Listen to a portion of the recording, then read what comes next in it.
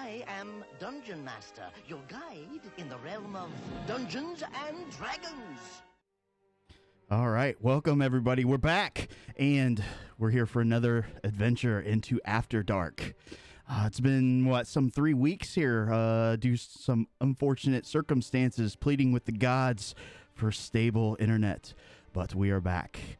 We find our characters deep within almost an undiscovered dungeon. They had delved into kind of a shanty, a shack that was kind of lost to time, overgrown. And as they were exploring, they discovered very precariously some movement, some sound, the sounds of chains and groanings.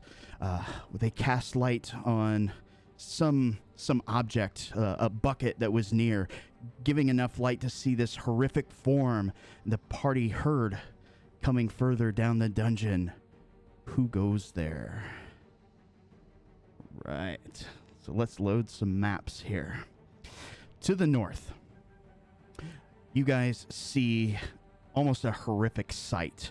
The light of the bucket kind of casting rays down the dungeon, showing off its grotesque form. I think you all see that, do you not? In one hand, brandishing, it's too large to be considered a club, something of that size. In its other hand, a big heft of what appeared to be a battle axe, but in its hand, no more than a woodcutter's axe, kind of shantering towards you all. Who goes there? You are not supposed to be here. What do you do?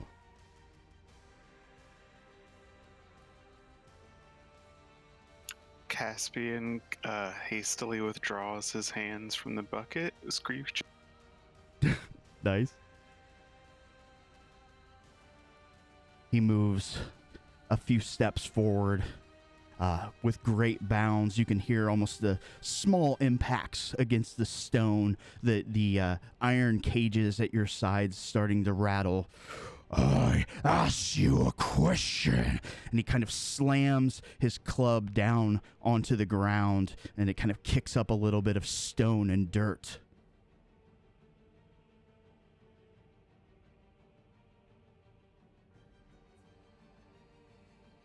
Seeing that he's going to be making all kinds of ruckus, I'm going to go ahead and say, we've no interest in talking with you, and cast silence with, just where he is right now, just at the top cusp of it, so it's more centered in between us. Okay. What is the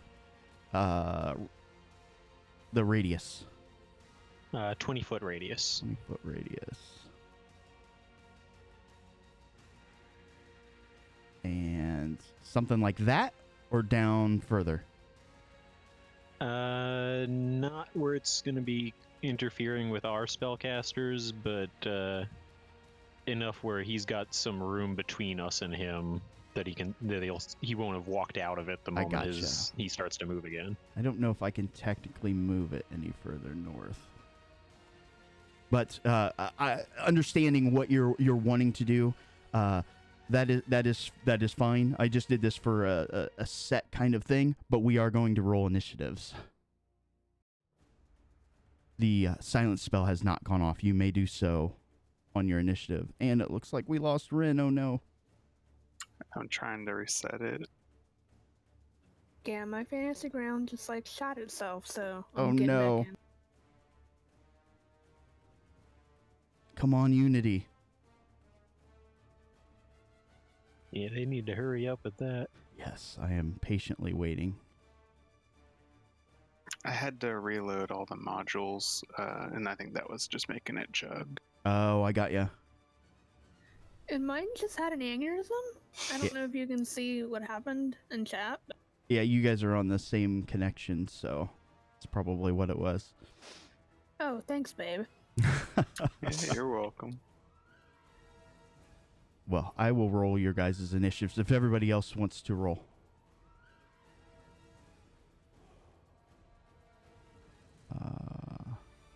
I can find it here on this stupid sheet. And you have advantage on it for rainbow. Okay.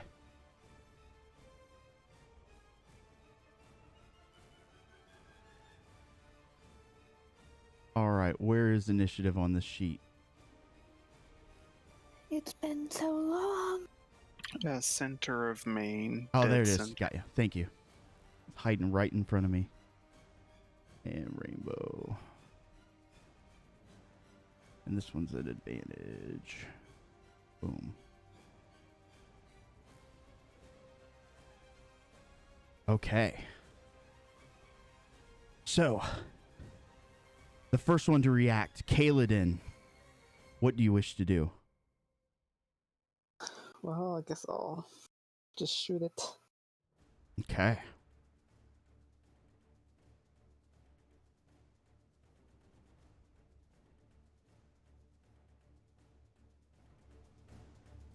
And a deft strike.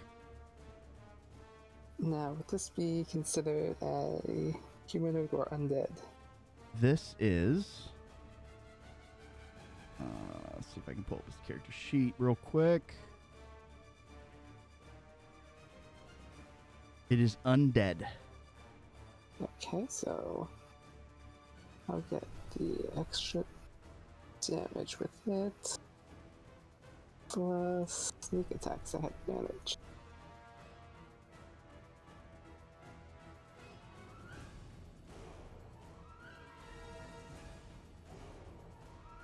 And a nice Okay. strike.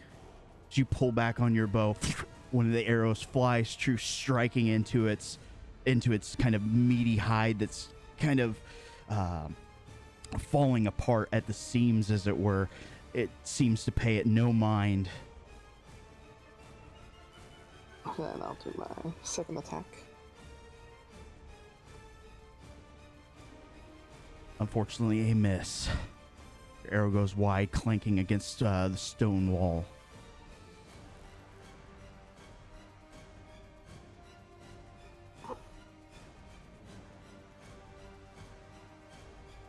And that should be it. Okay. Next on the order, Valdurin.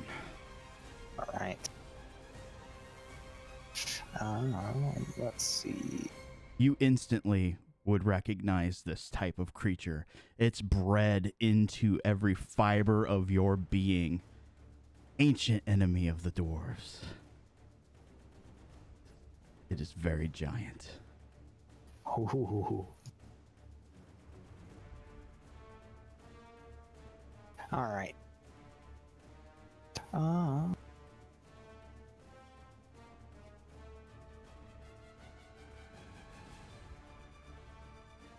That's the first time I've actually had to use him for anything.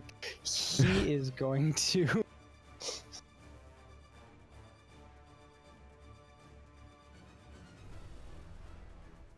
Valdurin is going to go ahead and cast Okay. Guiding Bolt Okay. on the rot troll. All right. Do you remember the mechanics of Fantasy Grounds? We'll see. Okay. Targeted. And you have it targeted.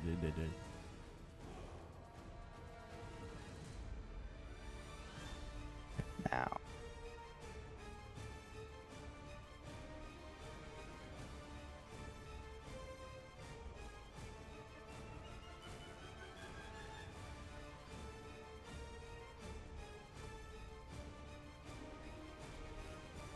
One sec, having it.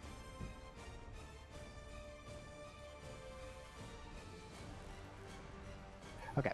How is it? Do I cast spell again? So on your character sheet, then it should be under actions, last tab, and then guiding bolts. I don't think you have it set as a attack spell. There we go. You still don't have it set. Let's see if we can fix that real quick. Okay, now all my stuff is gone.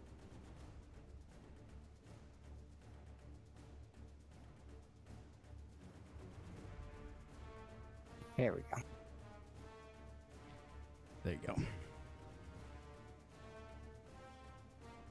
unfortunately, your bolts fly from either your hand or your holy symbol, strike against the stone floor. This creature is completely unaffected, whether it was, I don't know, overconfidence of the dwarves or what. They are a miss. Move action, bonus action. Anything else you'd like to do? He's gonna step forward. Okay. And that's gonna be it. All right. That brings us to Phaley, the mighty feral goblin. What do you wish to do?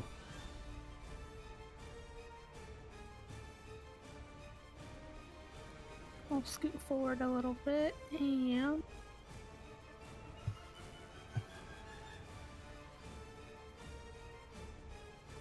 Okay.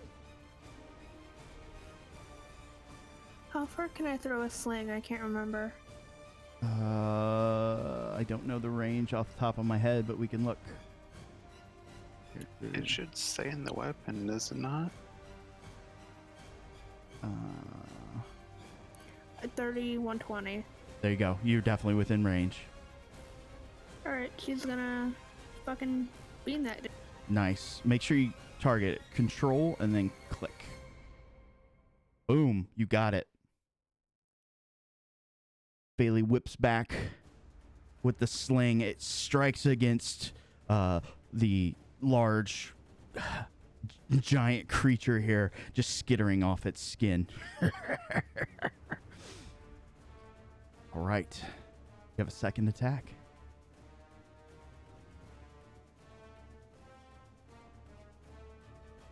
This one, it's kind of laughing as you swing that sling the second time. Roll some damage.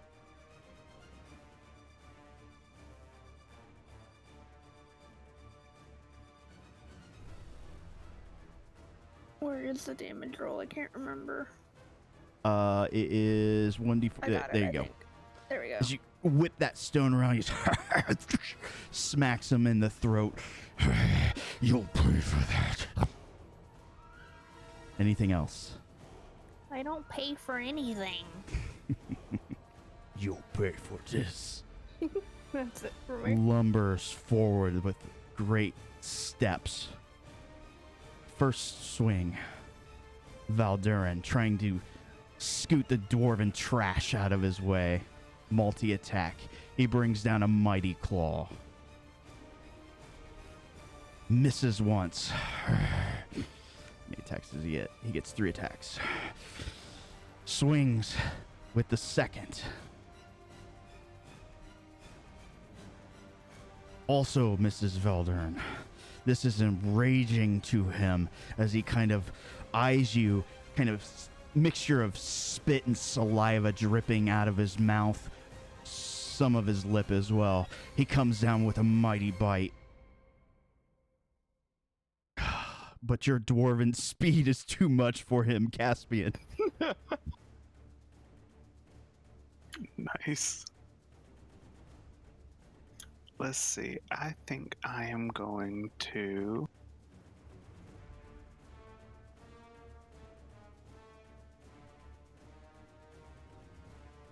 Okay, kind of recovering a bit from initially pissing his pants. I wanted to... What was in the cell? There was like something creepy in there. Some sort of humanoid figure. Is it just hanging out now? Is it like actively trying to get at So me? so the sounds around you with the commotion of the battle, you can hear the rattling of chains. Think of like almost wild dogs that have been thrown a piece of meat that is out of their reach. As you can hear the clamoring and clanking of the chains kind of coming to their end. You can, if you wish, spend an action for perception to find out more about them.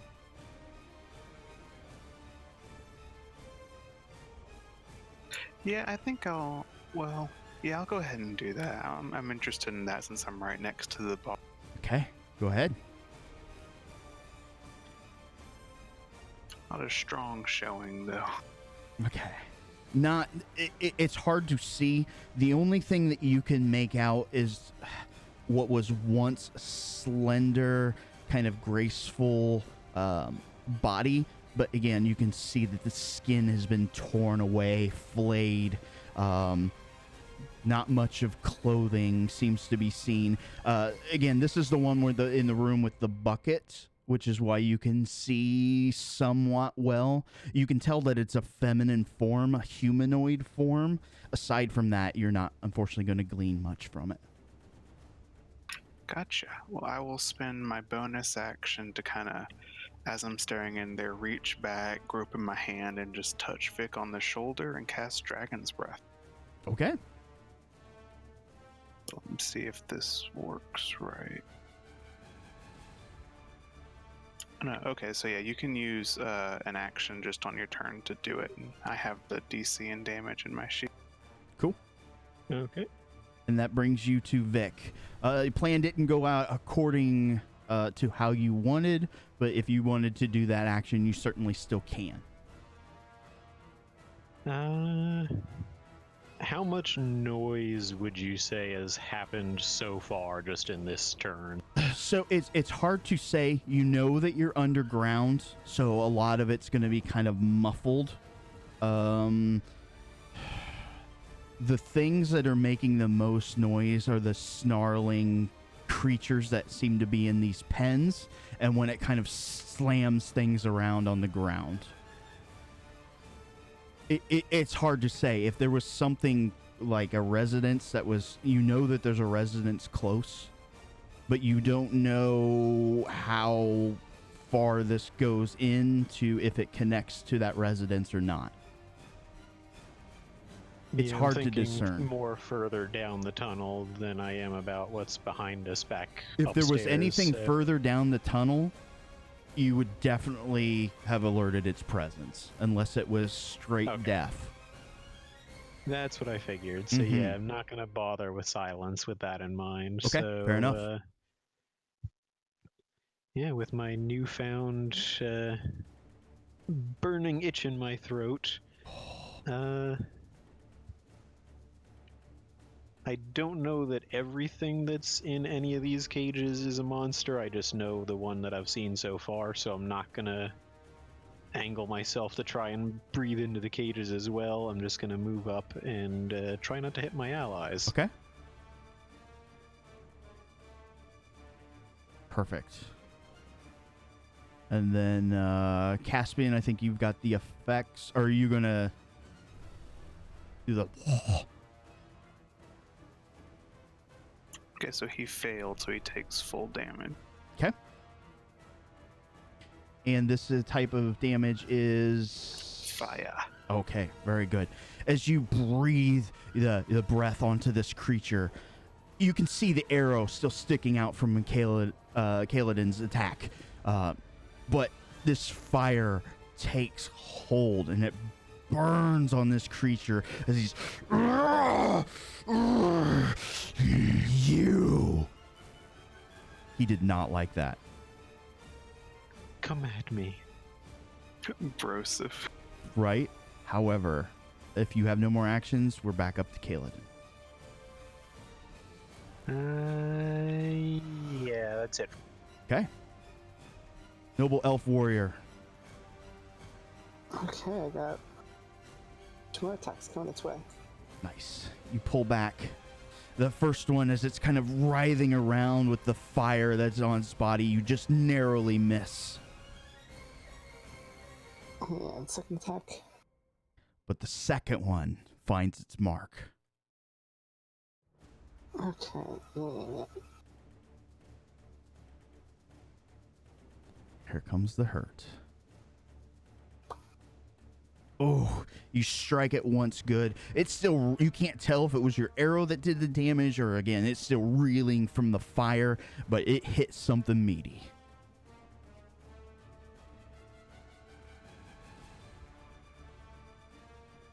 Any other actions?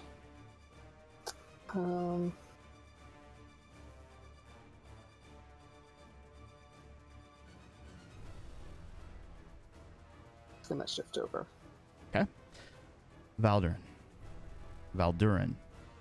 All right. Valdrin is going to swing at tall, decaying thingy Nice. with his warhammer. Have at thee. Your first swing, again, as it's kind of writhing around, you misjudged your attack. It swings wild. All right, then. Okay, cleric, only one attack. Anything else? Bonus action? Yeah, I'm going to go ahead and cast Spiritual Weapon. Nice. Okay. So, I've got a little... Oh, no. That's a good roll. Yeah. Spiritual weapon is an item that you control, right? Moves around the battlefield, smacks. All right. Yep. You tell me where you want to place it, because I know you can place it somewhere within. Probably, I'm assuming here or down one. Back up where he was. Okay, so that will denote your spiritual weapon. You slam into this creature. You don't knock it off its feet. Had it had some oomph behind it, you may have well have done so, but it slams hard into this body. What is your spiritual weapon? It's going to be a hammer. Nice. Nice. Fairly. Did it not? 12 points of damage. Nice. Fairly, taking opportunity, lunges forward with the Morning Star. Roll damage. Smacking it for 11 points. You've got this guy on the ropes.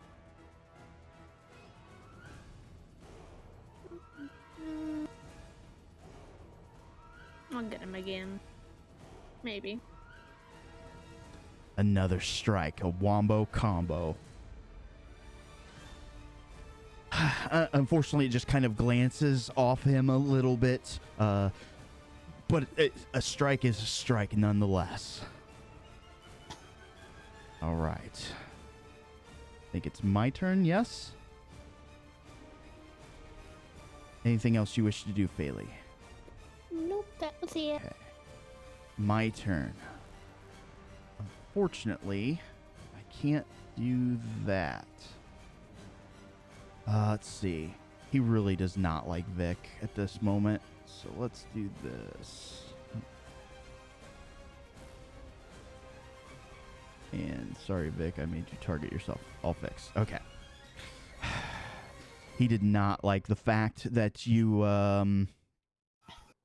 kind of hit him with the fire, so he's going to come at you with full force. First swing. A hit. Ouch. He follows it up. Overconfident again, half trying to put out the fire that was on his body, the other half trying to strike at you, misses wildly, but he comes in with a mighty bite. And he finds purchase.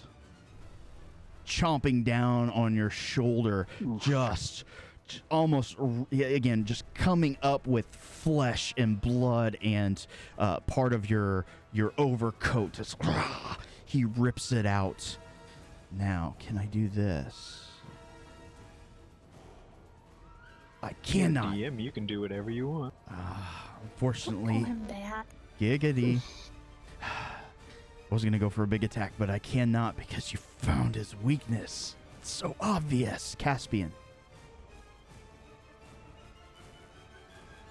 Seeing the damage done to Vic, and Caspian's just gonna turn away from the bars, and look at the troll and say, "Oh no, not another one, not."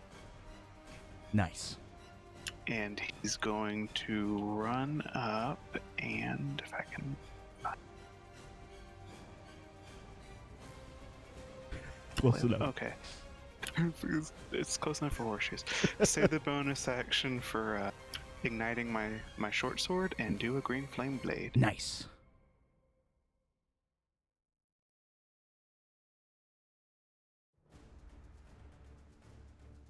Oh, and you find Purchase as he's biting down, just kind of spitting up the parts of Vic. You slam it into his back. Oh, and just again, just almost half light his backside.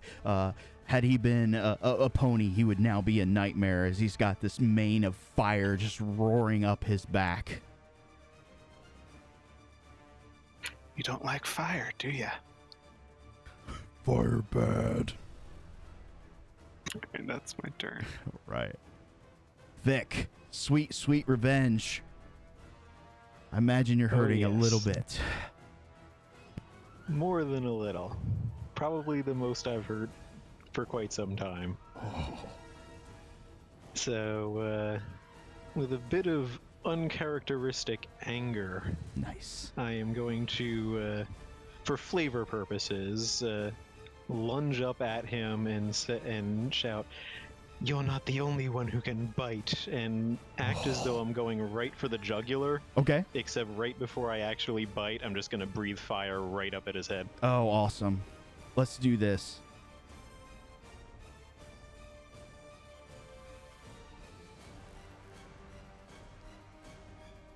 If you can make the roll there, Caspian, with your flame. Oh, and he fails hard. He fell for your ploy. And six go the dice. As you breathe fire, it's in his eyes and smoke. The dungeon here is starting to cloud up with the amount of flame that you guys have produced. He's just kind of rocking back and forth. At this point, he's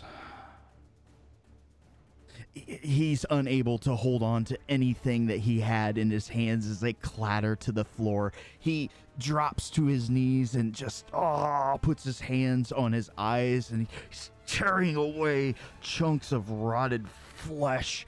Oh God, was that an eyeball too? You're not quite sure, as he's just tearing apart his face, trying to put out this flame. Kaladin, unless Vic, you had something else. I am going to drop a first level healing word on myself. Nice. Duly noted. The healing word is badass.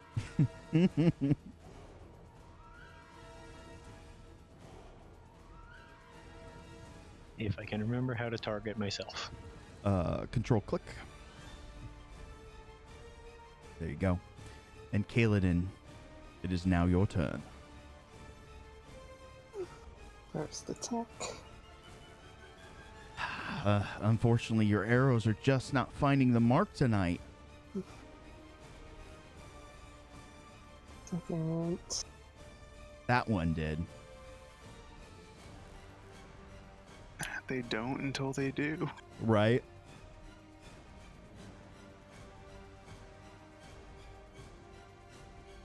All this bonus damage. Nice. You rear back. He just kind of ripped part of his face off. You can see, again, the muscle on part of the bone sticking through on his right eye as you rear back and arrow right in. He tips, falls back to the ground. Dead.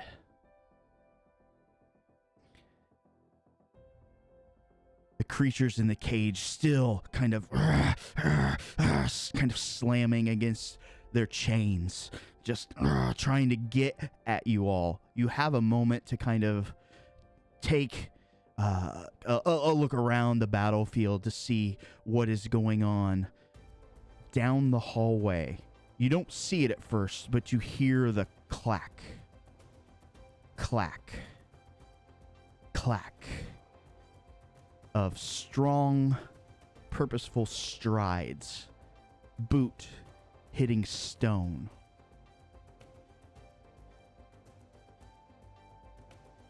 You said that's coming from From where the the troll north. came from? Yep. Maybe we should get out of here. Caspian will kind of sidle up to the center of the passage and look back at the his new dwarf friend and Vic and say, "Step back, guys. Get her." You cut off at the end there for me. Step back, guys. Get her away. Her? If you're worried about me, I'll be fine. I'm more annoyed at the damage he did to my coat. Come on, wee lass. Let's get that wound checked out. Baldrin's gonna kind of pull on Vic over to the side here.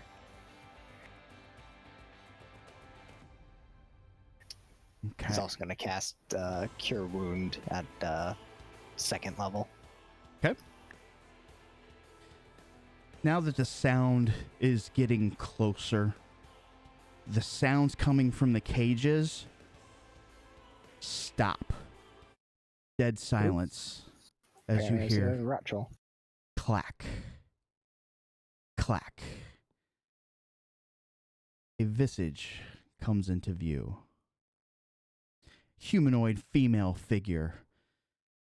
You can see, again, the nice leather boots that are making the sound on the floor.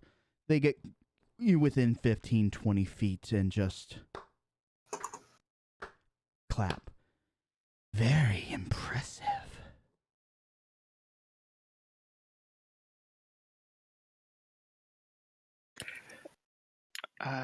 That's a weird thing to find in a cellar.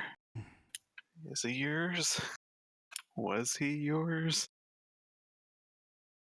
He had a purpose. Seems he wasn't up to snuff. Anyways, we haven't had guests come this way in a long time. She turns around, showing her back. Follow me. You have my word, none shall be harmed. It's a bit late for that, don't you think? Do what you like. Clack.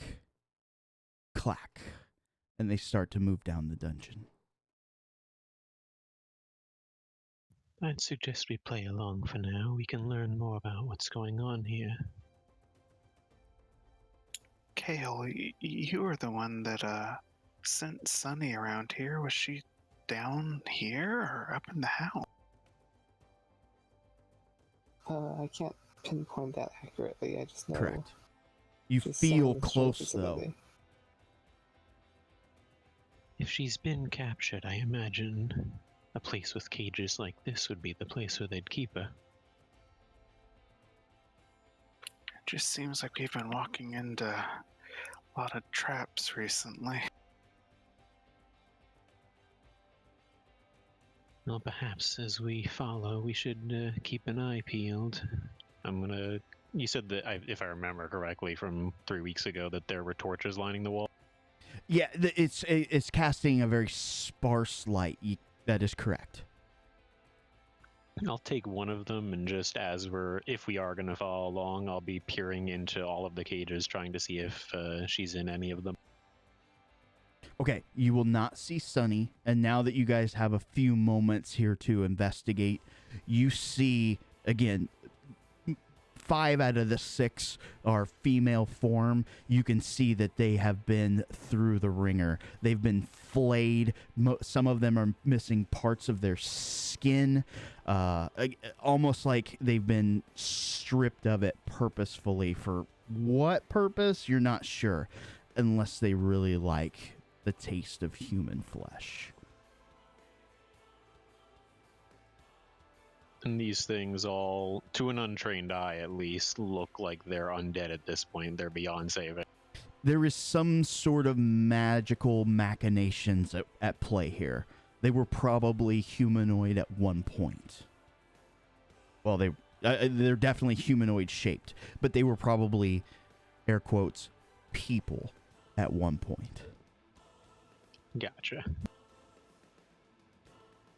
Caspian would like to make sure that the troll is well and burnt. Definitely going to be burnt. Oh, yeah, you take a few moments, and the fire has definitely started to burn away at his carcass. Don't know what one particularly looks like that's not burned, but you can't imagine any creature standing up from something like that. For good measure, I'll spit out on it, but spit with the dragon's breath while it's still up. Oh, nice. Still have a few rounds left as one last little flambe. Then we'll carry on, I guess. All right. Again, you can hear the steps in the hallway going forward. It will lead to a set of stairs ascending. The person is waiting for you at those stairs. They turn to you and say, "Aren't we a brave lot? Come, follow me. Map time." This one's going to be big. Sorry. Boop.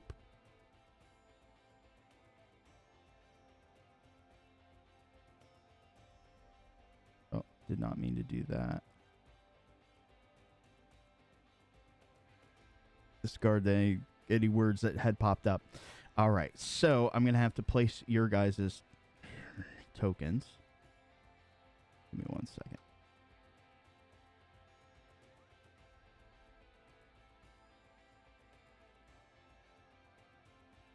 And beep, boop, beep.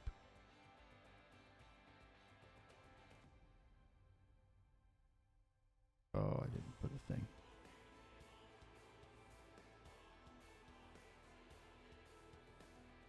Bailey. You guys would have come out single file from the room just south of Valdrin. And Vic. All right, you guys should have free movement here. And let's grab... Turn that off so I don't uncover map. She's sitting there waiting for you. As you guys kind of come out of this area, you can see several individuals kind of just hanging about, lounging. This manor, as it were, it seems to be very old, very antiquated type of architecture. You can't see any windows or anything like that in this room. But you get almost a sense of the supernatural dancing about. I'm sure everybody probably is smart enough to have thought of this anyway, but I'll use my Helm of Telepathy to, one by one, mention to the rest of the party, probably best if we don't mention Sunny. If she is still alive, it's best she doesn't wind up a bargaining chip against us. So you put on the helmet and you go to transmit those thoughts. The woman just looks at you and shakes her head. Not here. That will not work. She points over to the wall. And what you had first thought was kind of like a damask style, think of like wallpaper or covering. You can actually make out the faint symbols of arcane runes within the artwork. I get the impression that the effect just failed altogether. It did. It absolutely failed. I suppose that's still better than her having overheard me. Correct. She has no idea what you said. Or thought, as it were. Again, so as she's kind of speaking to you guys, the other individuals in the room kind of look over it at your party, and they smile at first, and you see the elongated teeth within their mouth. She looks over at the one on the left, shakes her head. Rules are rules. And he kind of scoffs and takes off out of the room.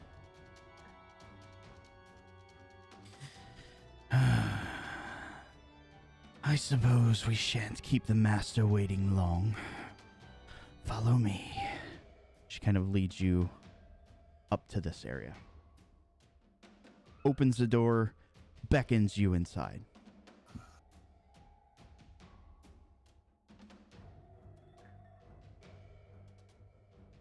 Well, guess we shan't tarry. I'll go first, but be close behind me, guys. All right.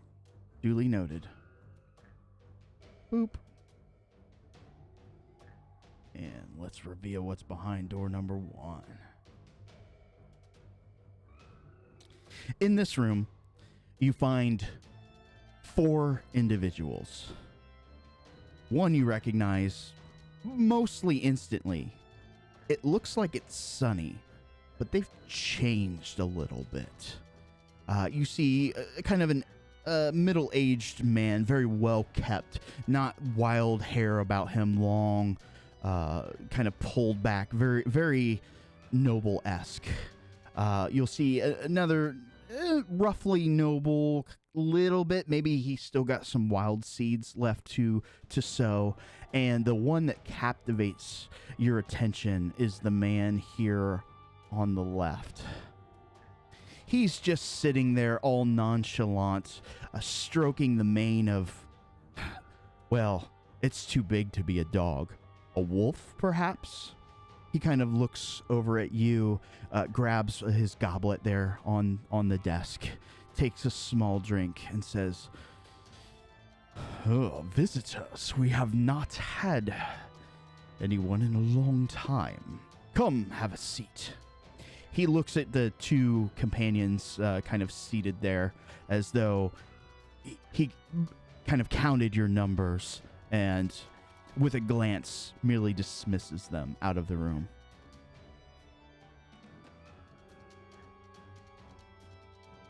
What do you wish to do?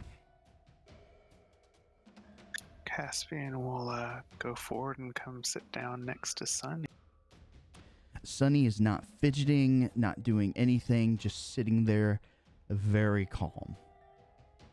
Does she look at us?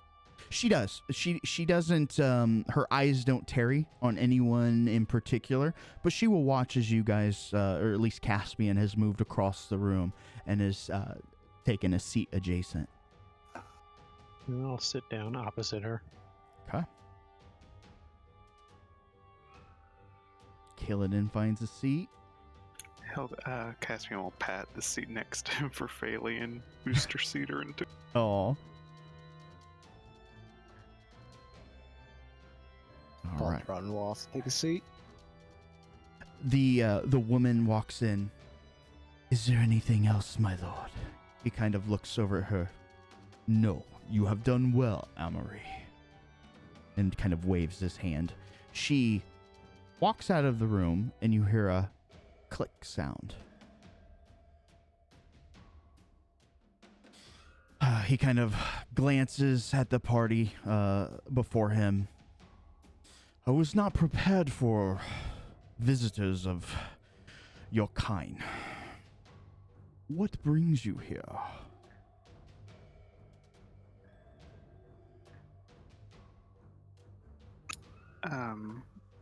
Caspian will kind of look. Well, no, we didn't hear what. You did yeah, not. that didn't get through. I don't know that he would have thought of that the same way you did, is the thing. It's up to you.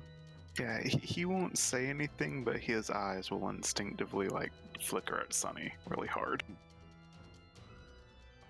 The kind of that majestic nobility kind of air exudes off this man as he kind of glances over at you, glancing at Sunny.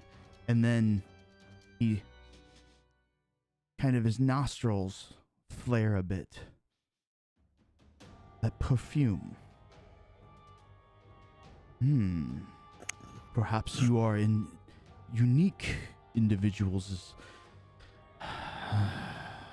He almost stumbles on his words for a second, and he kind of pushes it aside. You can almost see it on his face.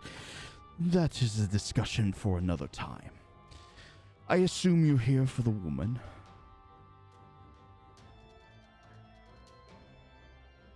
We certainly came to investigate her disappearance. Investigate, you say? It seems you have done something with our chef. Who? And again, he kind of, exudes this aura about him. Would like to explain.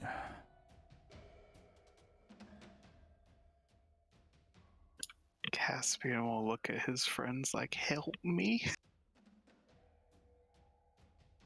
Vic will just chuckle to herself quietly and say, well, you could invite your chef to explain, but he's currently roasting on the cellar floor. Yes. Explain to me why I don't drink you dry. That's certainly a clue as to what you are. We were investigating. He decided, apparently, his job was not only chef, but guardian of the manor, and assaulted us without provocation. Without provocation, he stands up, kind of scoots the seat back. I don't think you understand the gravitas of this situation. Everybody make me a charisma saving throw, DC 17.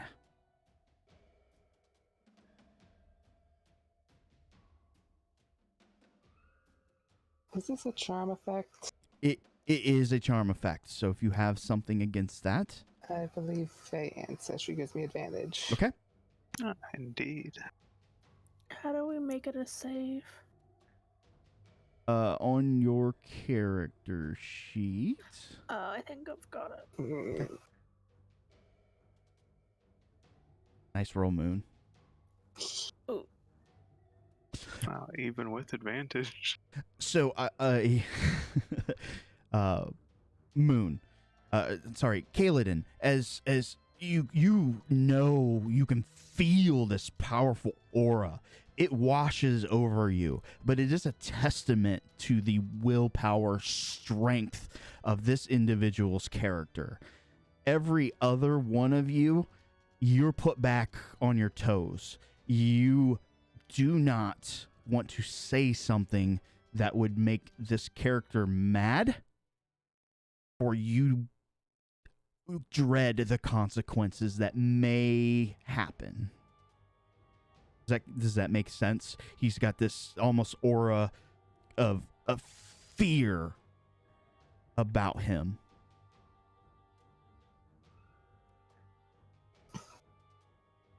As I was saying, don't presume to know who or what I am.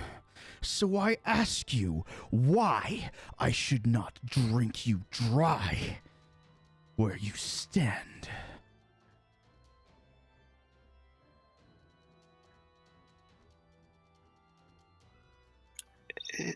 It's a moving tale, isn't it? Bunch of friends coming to save someone they just met. A man of your lordship can appreciate that, sure. Yes, my benevolence. I don't think so, common cur. Come. And he kind of pats the arm of his chair. Come, little doggy, come closer. You can make another charisma save, this time at disadvantage.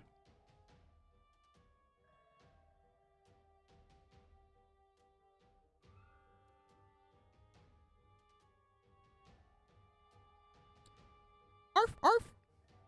As again, you're almost compelled to move closer. You get onto his left-hand side. You kneel down, and he just strokes your golden locks. You're fully cognizant of this happening, but you cannot resist against it. I will tell you why. We are not common vermin you find out on the streets. We have pacts, we have laws, we have rules. We do not feast in this house. It is a safe haven to all, even your kind. As he snaps his fingers, everyone's effects are dispelled. Caspian, you know everything that kind of you were compelled to do. You have full cognizance, free agency to do whatever you desire. And yes, he's still stroking your golden locks. He'll just kind of stay there for now.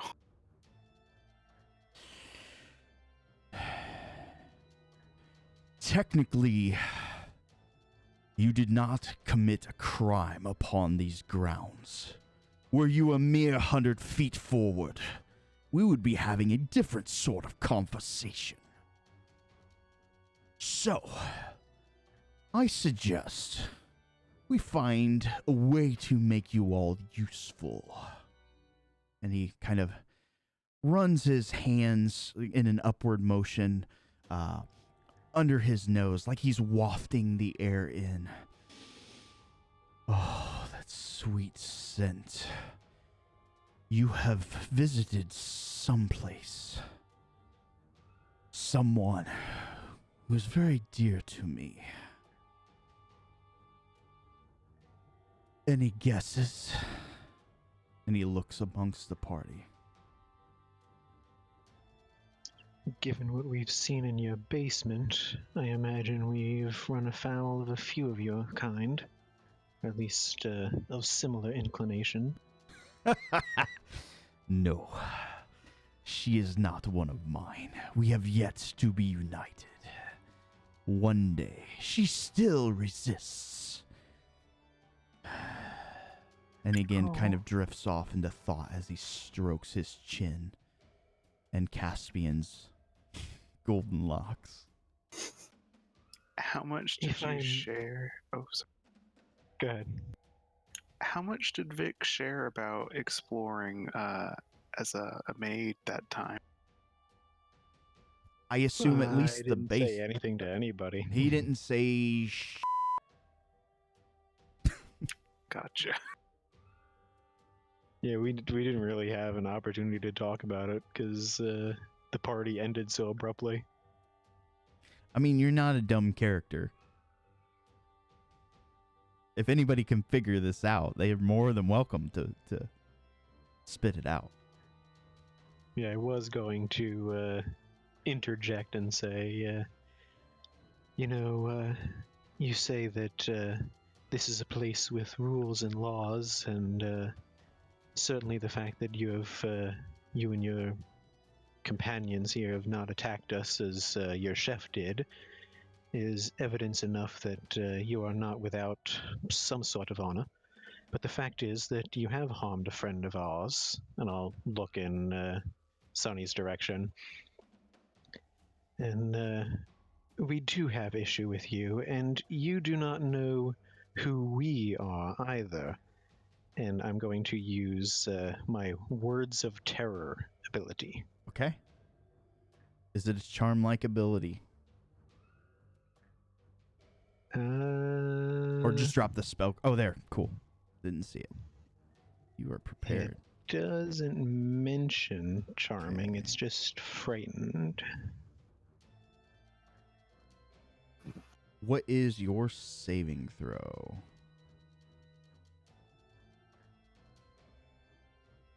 That is a good question. Probably 8 plus caster modifier. If I had to guess. It's +5 for my charisma. So 13. And then proficiency, so that's 16. 16, yeah, that sounds right. Okay. You see him. He lets go of Caspian and kind of rears back in his seat and just eyes you.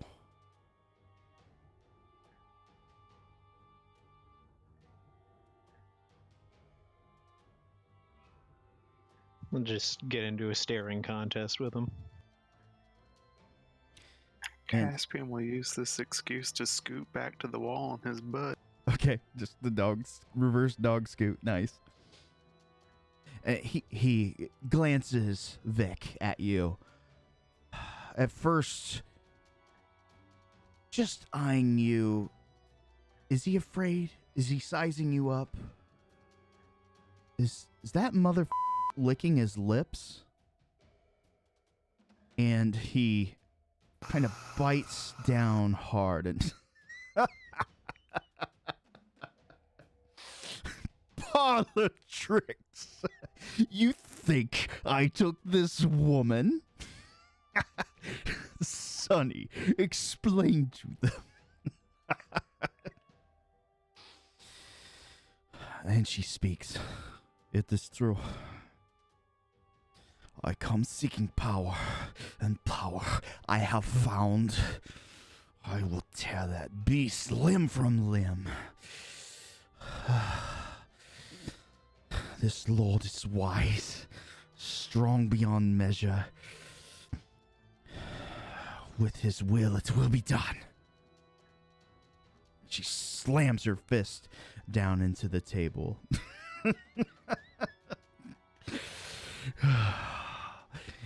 Oh, my dear friend, you misjudged the situation. Come, laugh, be merry. Let us reach a compromise. Can I quickly do an insight check on Sunny to see if that was a legit response or if she's under his influence? You absolutely can.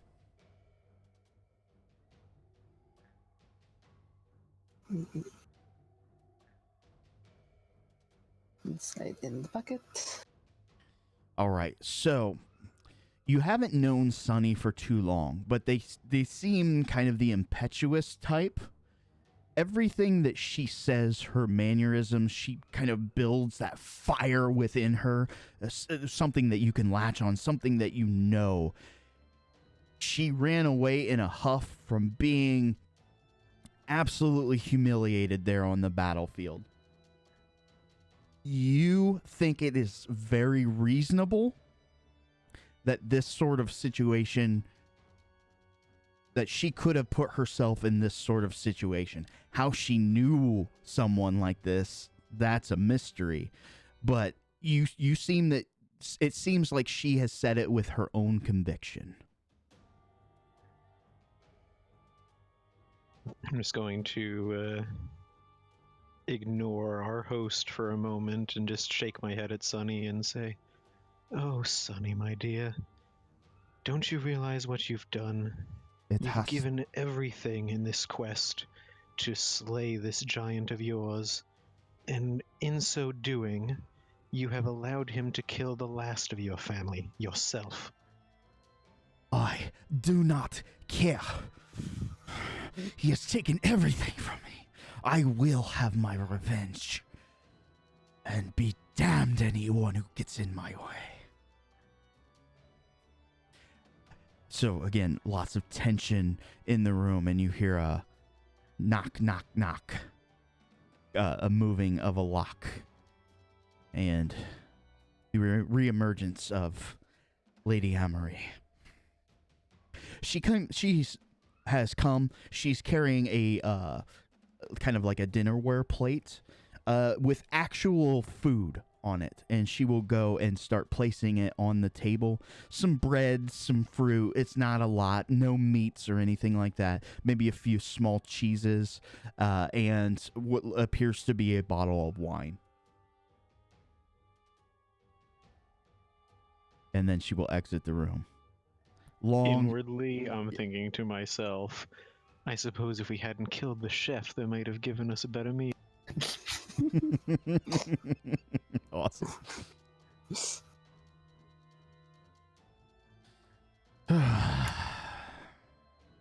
Has everyone calmed down?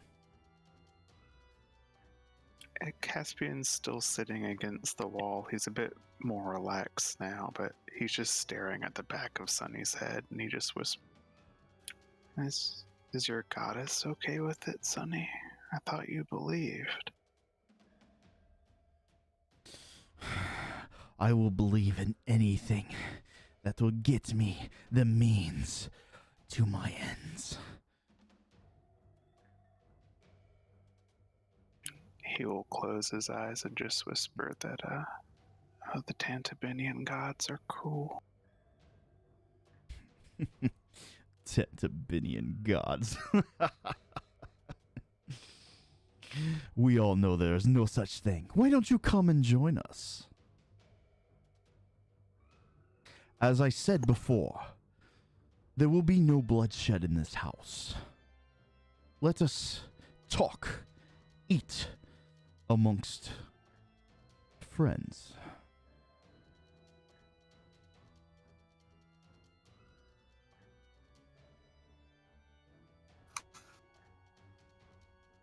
I am not gonna touch anything because while he may not have attacked us, he has certainly used abilities on us, so I don't know if poison is against the rules. Do you want to ask about the rules? That probably wouldn't have occurred to her, so probably not. Fair enough. So, does anybody just dig in?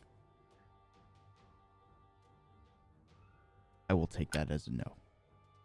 Caspian will ask Phaley if she needs help cutting her food. Can you help her cut the cheese? She'll just get real grumpy and start shoveling things in her mouth anyway. And, you know, you're a goblin. You'll eat just about anything. But this is actually pretty decent. It's definitely at least on par at some of the better inns that you guys have stayed in. Maybe even a little above that. The cheese is a little weird, though. That's because it's made from human. You kind of glance around the room. As I said before, no harm will come to you. If you're not hungry, don't eat. But don't make it an excuse for advances against me.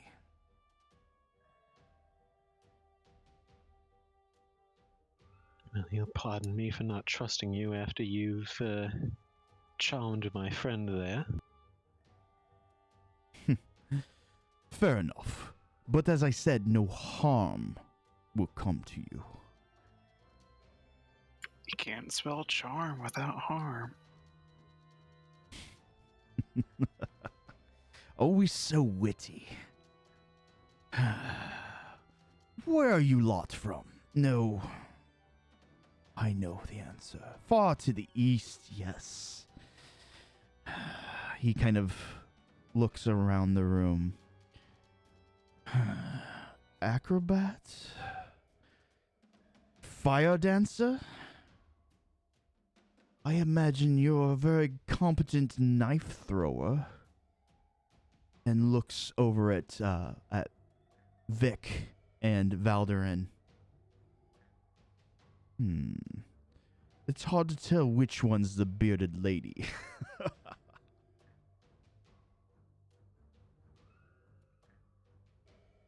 Let us get down to brass tacks. I know you came here for the woman. She's free to go. But you seem to have caught me in the right mood. Surely there's something else you seek. Let us lay our cards on the table.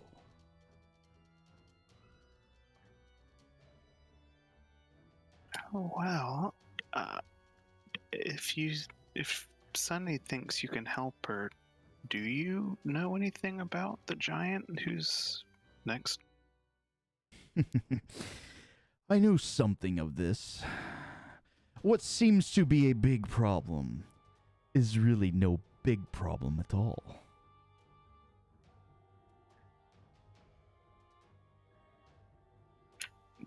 Do you have, or do you guys here have reason to be upset with him?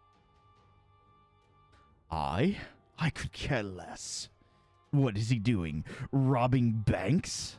I have no need for money. This seems like he might be drawing unwanted attention to the noble quarter. My lad, I have been here a long, long time. That is not the one you should be concerned with. You should be concerned with the encroaching war. Pray tell, what is this encroaching war that you speak of? Surely, you've seen the signs. Those written on the walls, whispered in the winds. I am afraid two great houses are going to go to war. I am afraid it is merely the cattle that will be caught in the crossfire. So riddle me this. If you've lived here for so long, I imagine you must care for this city to some extent. Would you be willing to defend it against the one pulling the strings between these two houses? How interesting. I, under the right circumstances, would be willing to give great. It's all dependent upon you, of course. I have my eye on a little bird. She's resisted my charm for quite some time, but I'm getting close. I believe my last letter was probably well received. If you promise me you will not interfere, if you find others who dare interfere in the matter, put them to rest. I think an arrangement can be made.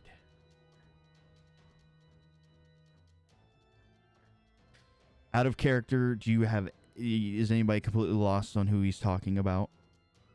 I have a I've feeling. got a pretty good idea, Okay. yeah. It's the noble lady that we had dinner with. Lady Eresini.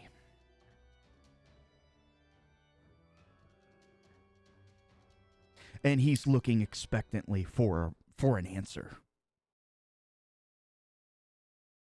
Oh, I hazard to ask and try not to pry into people's bedroom matters, but what do you want with her?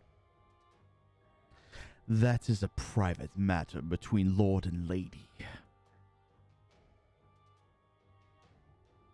I guess I mean to ask, you won't be too rough with her, will you? She was rather nice. None in this coterie will come to harm.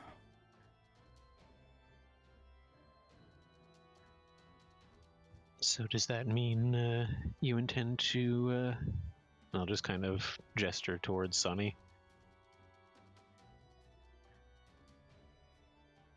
I'm not quite sure of the motive behind your question. Does that mean no harm is coming to her? I'm asking if, no, I'm asking if, I'm going to draw a blank on the name again, the lady. Eresini? Aresini.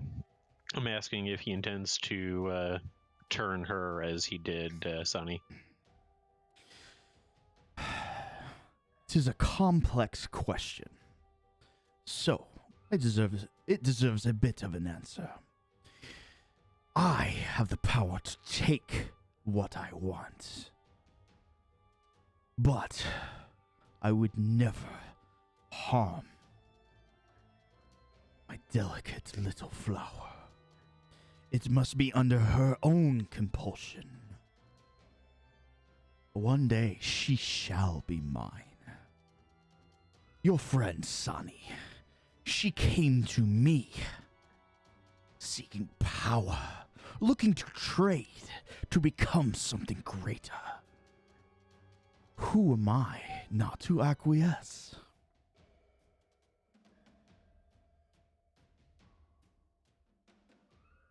Not to meddle in the affairs of others, especially since, while I do consider her a compatriot, we have not known each other long, but would you indulge me in explaining what she traded? That's up to Sonny. She kind of all looks at you. This is not the time or the place. Quite frankly, it's none of your goddamn business.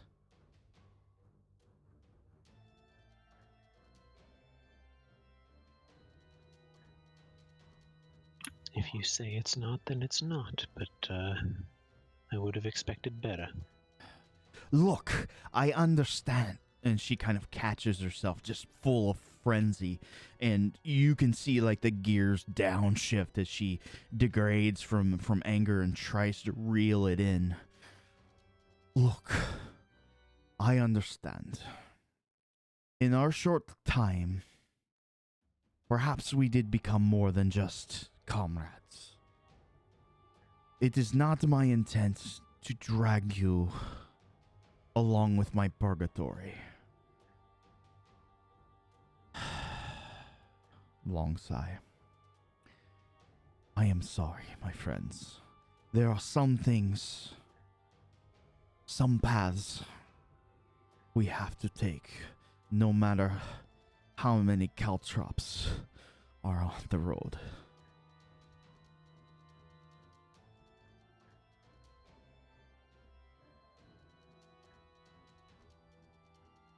Caspian will kind of look past her towards the lord of the house and say, "If the lady comes to you willingly, I don't think I would ever object."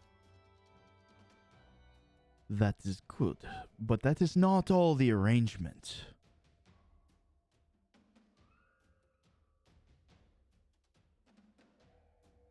I'm afraid I'm not entirely sure what it is you want us to look at. Are we supposed to chase off her suit?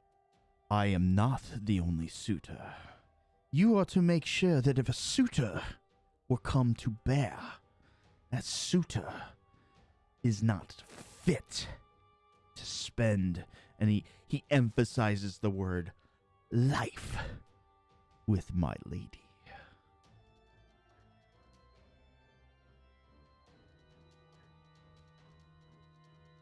To be clear, you're not demanding murder, just that we make arrangements that she does not find them suitable.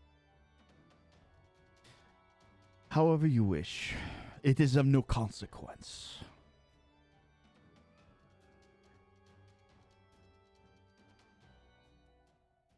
Do we have an arrangement? May we discuss the matter amongst ourselves in private? Yes, of course. He kind of snaps his finger. You hear just a real quick rapping, unlocking. Lady Amory enters the room. Follow me. And she will lead you into this room here.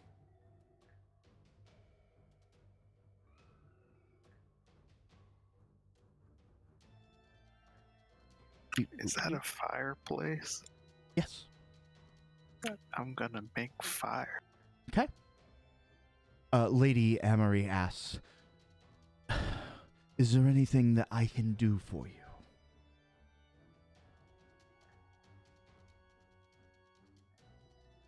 How long have you been here, my lady? She kind of grabs her hair and twirls a little.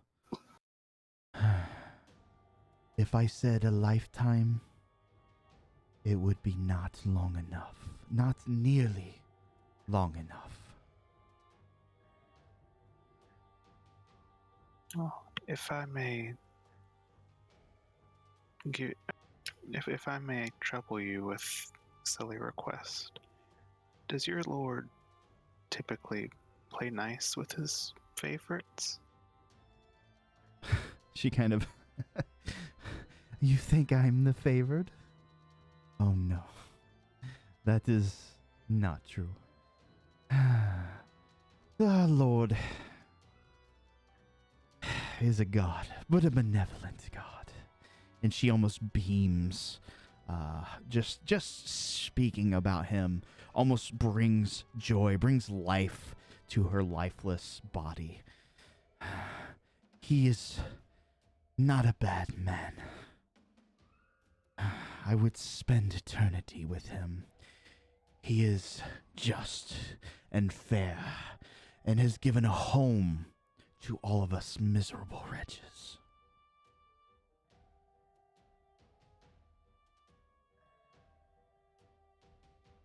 Does this answer suit you?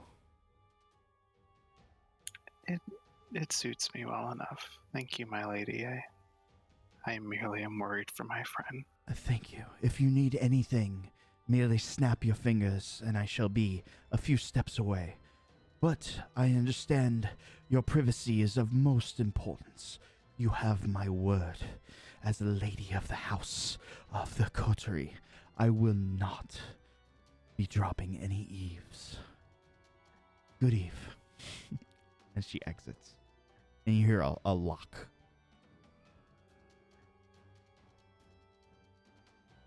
You have the room. I would suggest we speak softly and assume that the walls have ears regardless. So, it's Tantibus, eh?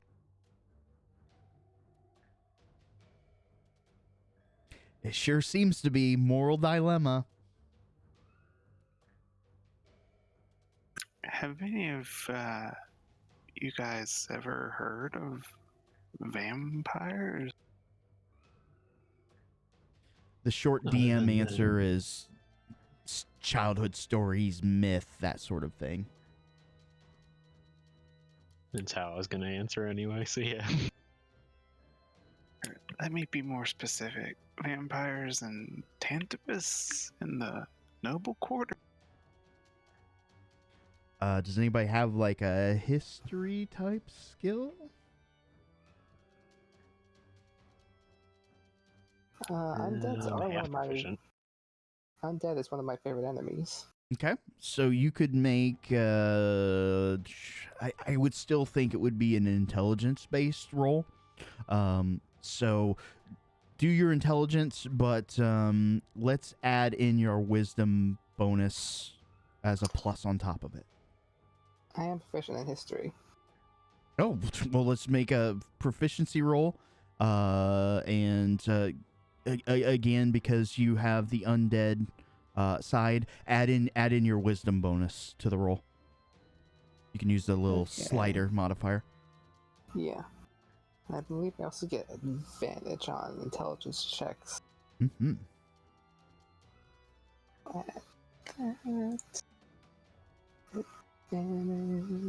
It's a lot of stuff going on for this roll. Mm-hmm.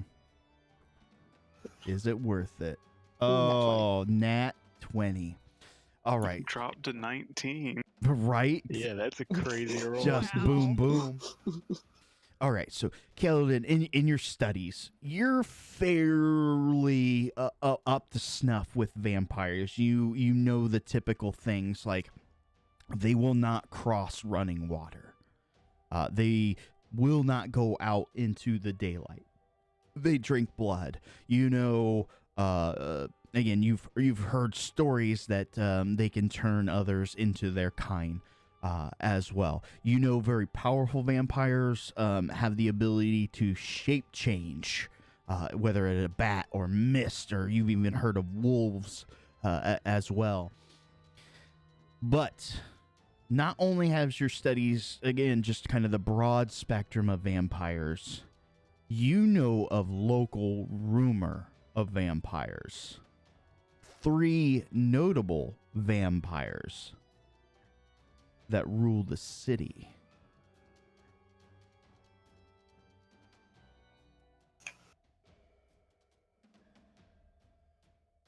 And I will drop their cards here in a little bit.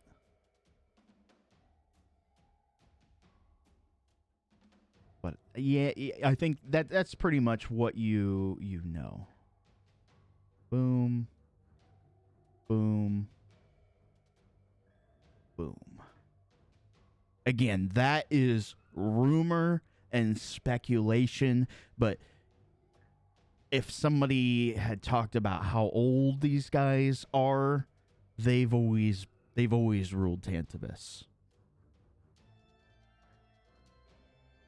The Maxim brothers. Not that we're aware of any of this yet, but just for clarification, the person that we met does not look like any of these people, right? He does not. Again, the Maxims are people well removed from society. It would be like a commoner being like, yeah, I saw the king, that one time from 2,000 yards away at the back of the assembly when they were up on the tower giving a speech, kind of thing.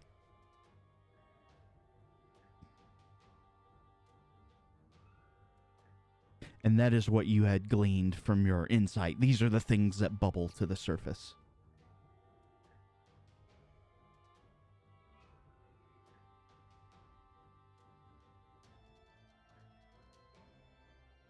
So DM is going to propose, let's take like a 10, 12-minute break. Be back like 10 till 11.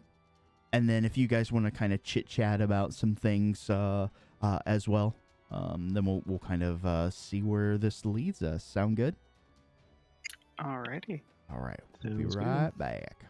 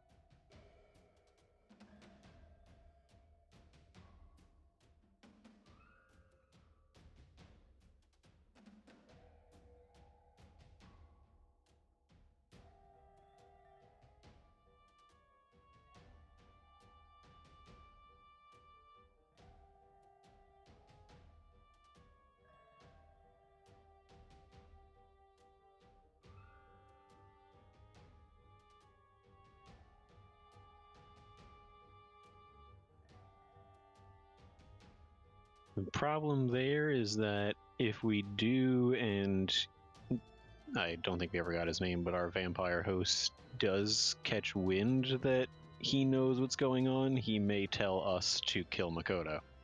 Yeah. Ooh. Maybe. And no, you have not gotten his name. But then again, nobody's asked.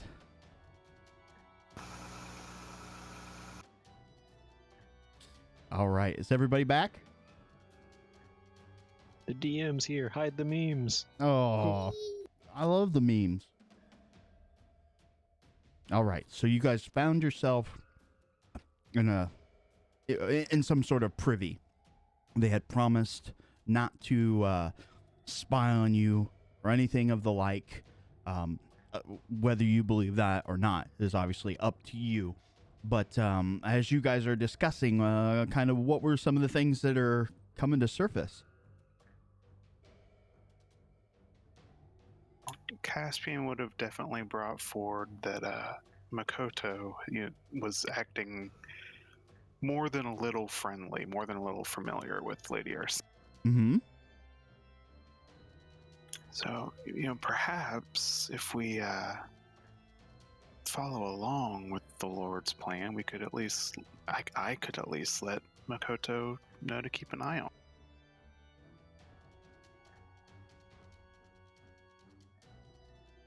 Fair enough. That could work, but if our newfound friend catches wind of that, he may ask us to dispose of Makoto, which would present issues of its own.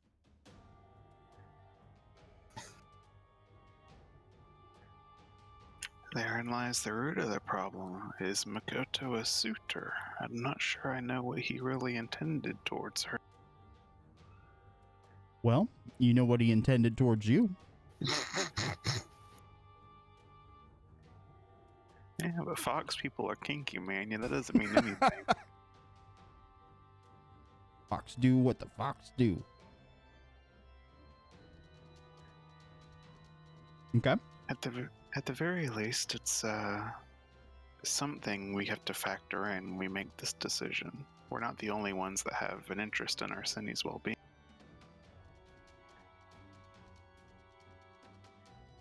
Fair enough. Have you guys discussed anything that this lord could provide you?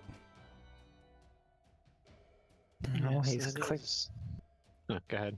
he's clearly very powerful. True. But do any of us personally want his power the way that Sunny did? Well, when I proposed the idea, I wasn't implying that. I just felt that someone with as much influence as clearly someone able to hide his presence in the city, in the noble district of all places, must have, would be a useful ally against these vulturous enemies we've made. But we are by no means required to have his assistance in the matter. That's a good point. He seems to have a lot of clout in this city, so there's a good chance he does know of the fine feathery friends that we made. Information can be powerful indeed. But to be fair, do we know that they're not on the same side? For all we know, these less than live people might be on the feathery people's head. If they are, I'll kill them. I'd be inclined to say that they would make strange bedfellows at the very least, given that it sounds as though the vulture folk have quite a vendetta against the city itself, and I can't imagine why these people would want their home destroyed, but then again, who am I to speak of what anyone's mind is like after living for hundreds of years? Yes, but they also seem to have a vendetta against the kami, and the officials of this city would sure like to see them go. That is true. And he did say something about gods.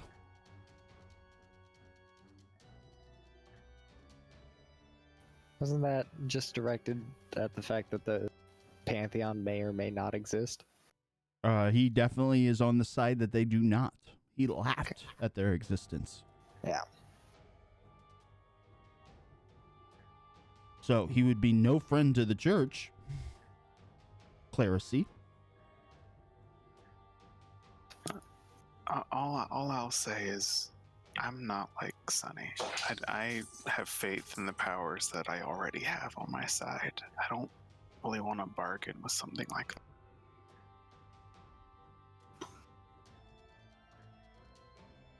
Yes, I was, well, I will admit it was myself, obviously, that presented the idea. I am not beholden to it by any means. I just thought he may make a useful ally.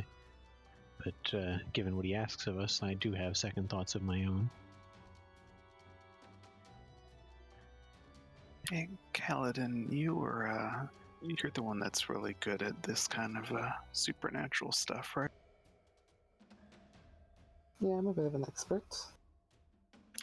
If we tell him no, what are the chances we're gonna walk out of here and away from here not dead? Probably depends on how much you piss him off. I would think at the very least we should probably give him something in exchange for having murdered his chef, despite the fact that he did attack us first. I'm curious as to why he wants us to, I guess, block any possible pursuer when he has what seems to be an army of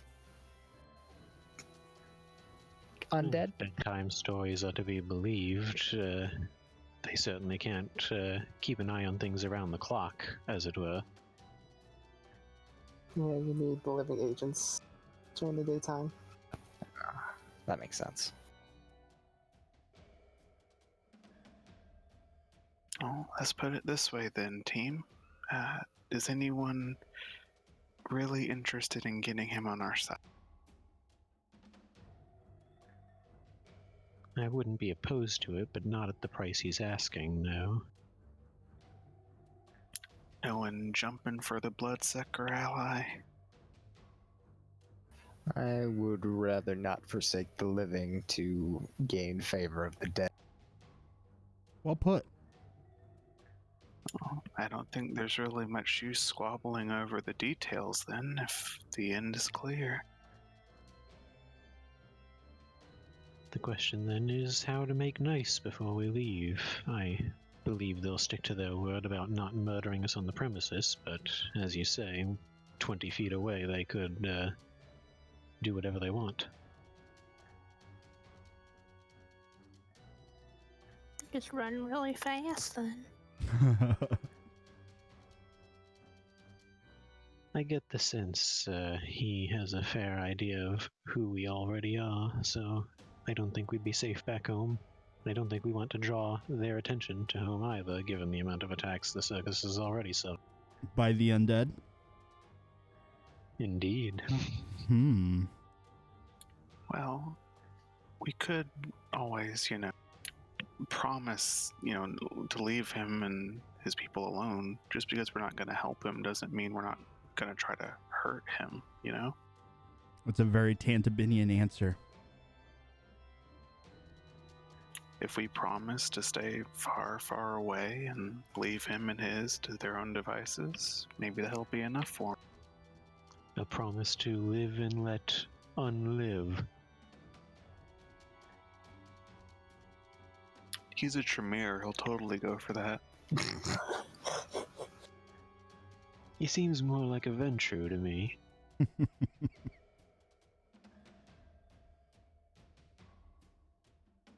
What, not Malkavian? No, I believe Sunny would be the Malkavian. All right. Or Bruja. Yeah, actually probably more Bruja. All right. So, as you guys have spent a lot of time discussing, do you wish to rejoin the party, as it were? before we go in, Kale, is there anything I can do to not be another lapdog appearance? I wouldn't recommend trying to cast anything if that's what you're inferring. It seems as though the place is warded against any kind of magic. I mean, there's not a trick to, like, look at his left eye and not his right one, or any advice? The trick is to kill him when he does it. Easy. Strong wills and keep your wits about you. Very well. Well, let's go on then. I'll just have to do my best not to wag my tail. All right. So as you guys approach the door, someone goes to open the doorknob. You hear a click, and Lady Emery is standing on the other side. I trust everything is well. I believe we have reached a consensus. I see. Then I shall escort you immediately. Please follow me. And she leads you into the other room. And you guys can arrange yourselves, however.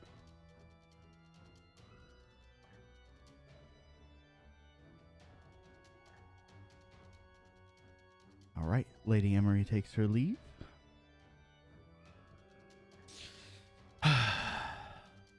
The mighty vampire lord looks down among the party. Kind of stares at you, looking at your face, one by one. It seems, if I'm not mistaken, still some ill will is harbored towards me. Misguided untrust, as it were. Believe me, I think we can reach some sort of amicable resolution here. So, I give the floor to you. Let us parley. Oh, if we are going to parley, would my lord grace us with his name? That is an interesting question. I have been known by many monikers through the years. But you may call me Lord Daladin. I'll spell it for you.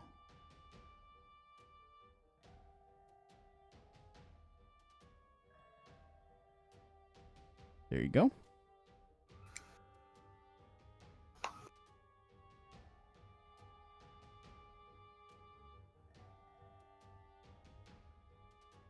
Right. Well, Lord Daladin,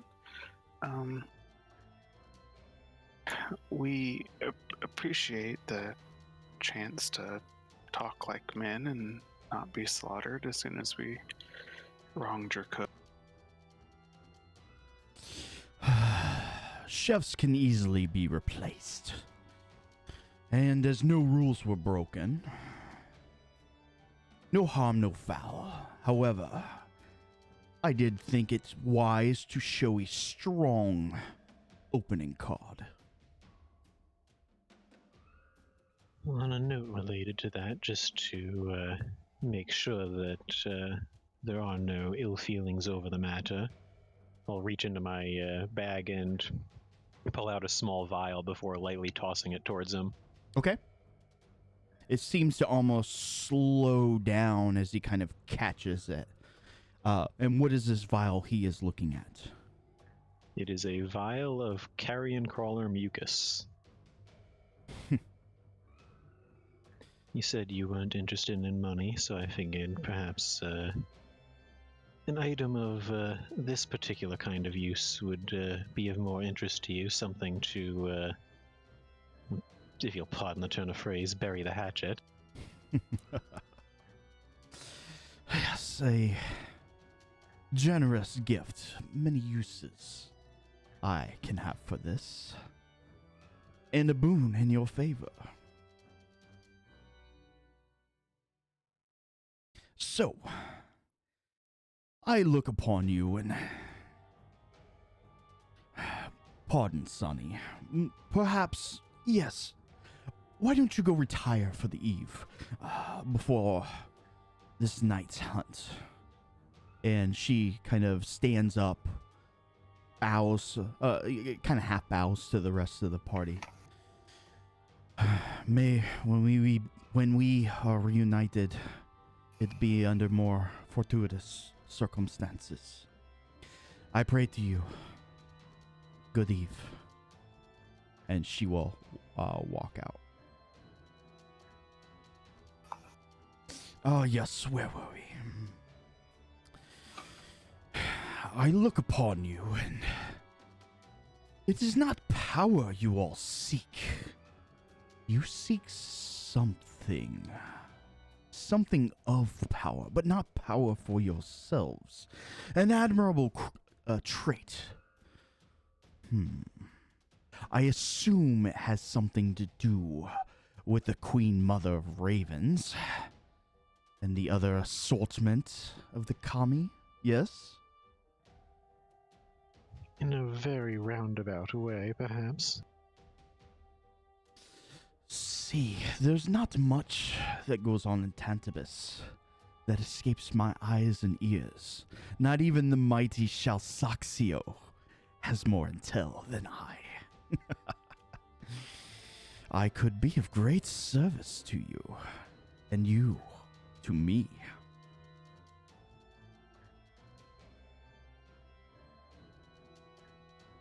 So how shall we do this? I ask a favor and tell you what payment is incurred? Well, having discussed it amongst ourselves, the payment that you've already put forward of assisting you with your, shall we say, quarry, we all find a bit uncomfortable. It is understandable, but you're all a clever lot, I see. I think you can find a way around your moral scruples.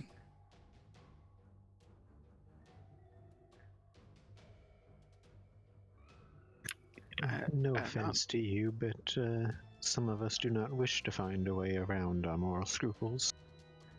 Rather defeats the point of having them. Perhaps. And boring.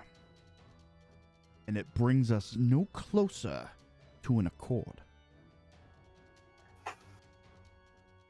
We had hoped, my lord, that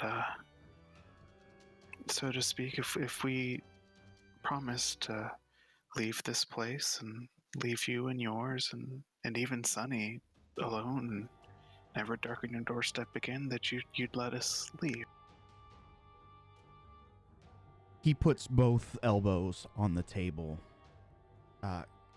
He doesn't fold his fingers within each other, but it's kind of hand over hand, leans hard on the table. Stares at you in turn. Am I to understand that you are unwilling to bargain at my table?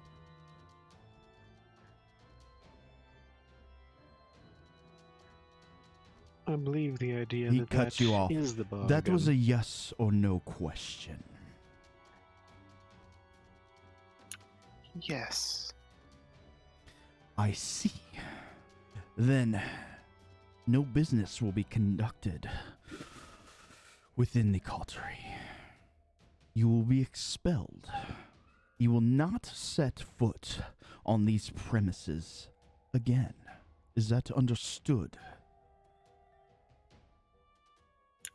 Yes, my lord. There are a great many things that haunt the night.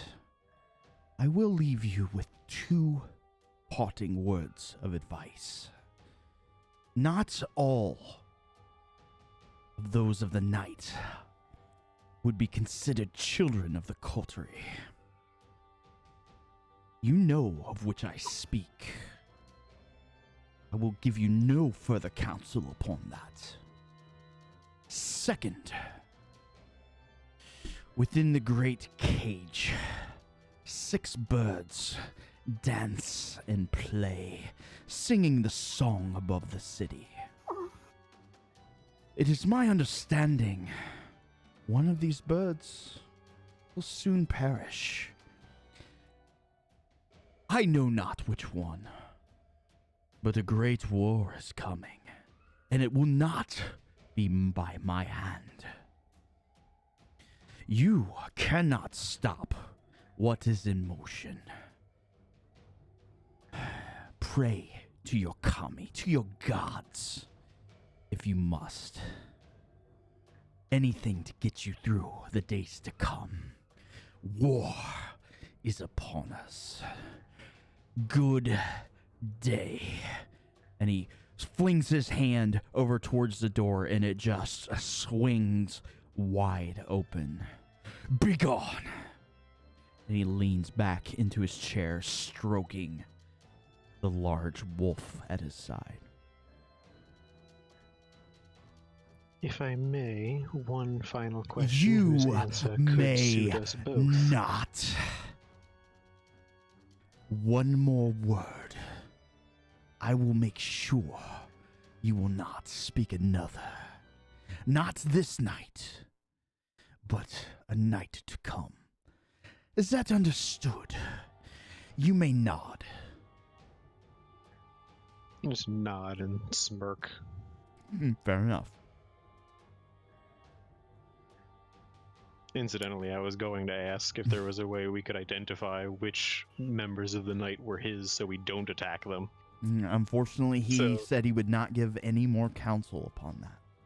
Yep, so I'm just smirking because it's like, alright, I tried. All right. So, staying at the table, getting up and leaving. Getting up and leaving. Okay. You will not be harmed on your way out. You will be given all sorts of deathly glares as you exit the premises. Do the other vampires also not want to talk to us? Do you want to try? I'll try and catch the eye of the lady who has been showing us around. Okay. Lady Emery. And she sees you glance at her as you're walking through. Do you say anything? What?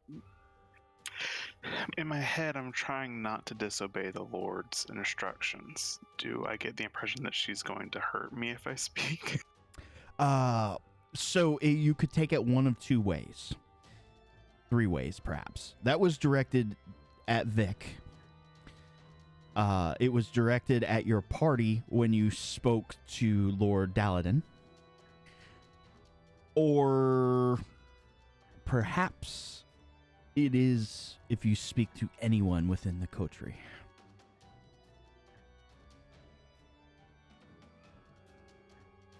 That choice is up to you. Yeah, perhaps discretion's the better part of valor. Okay. She matches your eyes. As you walk through, she swings the doors wide open. Outside, it's a little gloomy, but past the main gate that you can see, you see sunshine.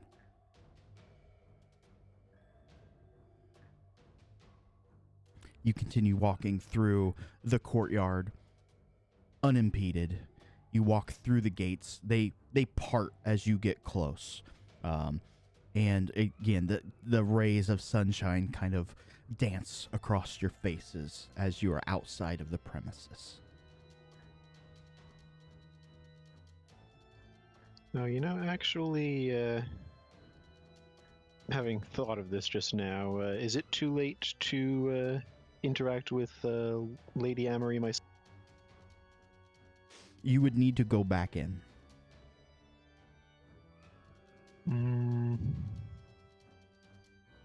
If we've fully left the premises, I won't, but if we're just like outside the doorstep, I will. We'll say this. I'll meet you halfway. You're there at the gate. You haven't passed through the threshold. Do you wish to call to Lady Amory? You can see her across the courtyard at the double set of doors into the manor. I won't call out to her, but I'll try to wave her over if I can. Okay. She will stare at you for just a few seconds that kind of seem like short eternities, and she will start walking towards you. I'm going to reach into my bag and pull out my notepad that I take all my usual grab people's shadows notes in. I'm just going to tear a page out and write a note to give to Sunny. Okay, great. And I'm going to give it to her. It's going to say, if you find out where the giant is, I should like to join you in battle to honor a fallen friend. All right, understood. And I am to presume the fallen friend is Sunny. Is that what you meant by that? Actually, no, but sure, she can think that it's her if that helps. Okay, fair enough. We'll leave that up to Sunny. All right. You step through the threshold. There is no going back, presumably. Yep. Yeah, got no further business. Okay. You guys have successfully navigated the lion's den, as it were. What do you wish to do now?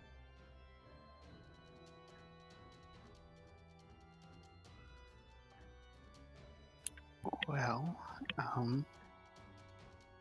we did collect a few trinkets from our travels the other day. We should get them looked at. Did. You guys want to spend the rest of the evening kind of identifying and that sort of thing? How much longer did we have on our pass to the Noble District?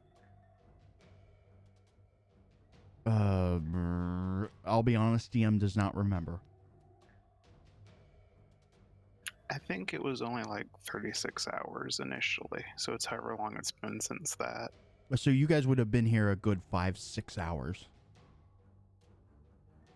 And this is on day 2 of that, so it's probably cutting it pretty close by now. Yeah, you may have a quarter day. Perhaps before we head back, we should poke around a bit, see if we can learn anything more about the giant. Okay. What would you like to do?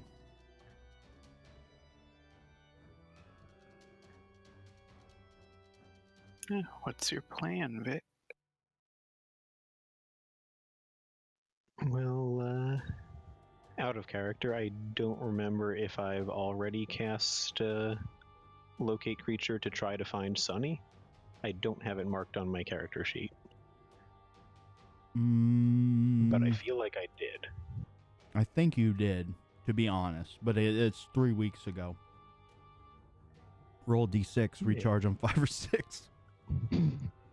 Well, I do still have another spell slot left for 4th level, but yes, I can make an attempt once to try to find it, but now I'm trying to remember, did we figure out what house he was in? I feel like we may have. Yeah, the dog's barking. Yes, we could just investigate that house. Or rather, in character, we could just investigate that house. You guys are definitely welcome to try. I don't know how much help I'll be. If I remember correctly, you guys had narrowed it down to about 3 houses.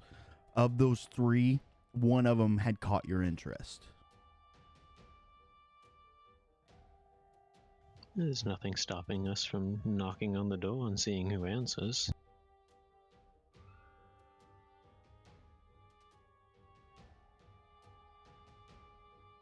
Final answer? Nothing venture, nothing gain, shall we? All right, so you guys traipse over from the west side over to the east side, and there's jets and sharks and knives. No, okay. Don't forget lasers. An ill-tempered sea bass. As you make it over to the east side, again, you kind of stare at this one manor, and there's something about it. Like, you look at the other two manors, but you're like, this one in particular, when you guys were searching before, it just, I don't know. There's something about it. As you guys are looking the second time, you guys may make a perception checks. We need half the party to make a 15 or greater.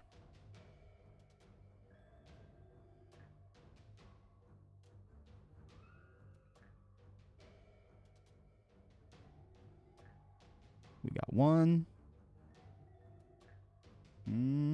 2, 3. Okay. So you guys put your heads to get together and kind of discuss things about, is it this house? Is it that house? And then as you're looking, you finally kind of figured out what it was that is kind of tipping you off on this house in particular. On the second floor, there is a huge window. Now, if the creature was moving in and out of it, they didn't shatter it, and they would have to scrunch a little bit. But perhaps that window would be large enough for that creature to move in and out of.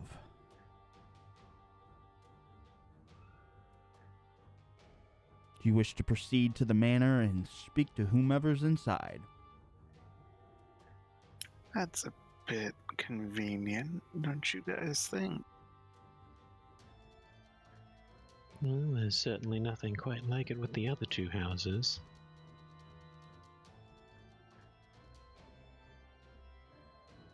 Besides, we're circus performers and we know weird. What's the cover story then, friends? Advertising for our latest show? Selling souvenir? Perhaps offering a private performance for parties. Okay, Faley, put on your best business smile. What? No. I don't want to work. So it sounds like yes, you guys are going to proceed. Indeed. All right. So as you kind of walk through the yard, you do see that there are several kind of dogs out and about. Bailey, one of them is kind of looking at you. You're not sure. It's in that kind of fight or flight kind of stage that dogs have. It's looking at you like, oh, I really want to run over there and just, but I also want to bite the shit out of you.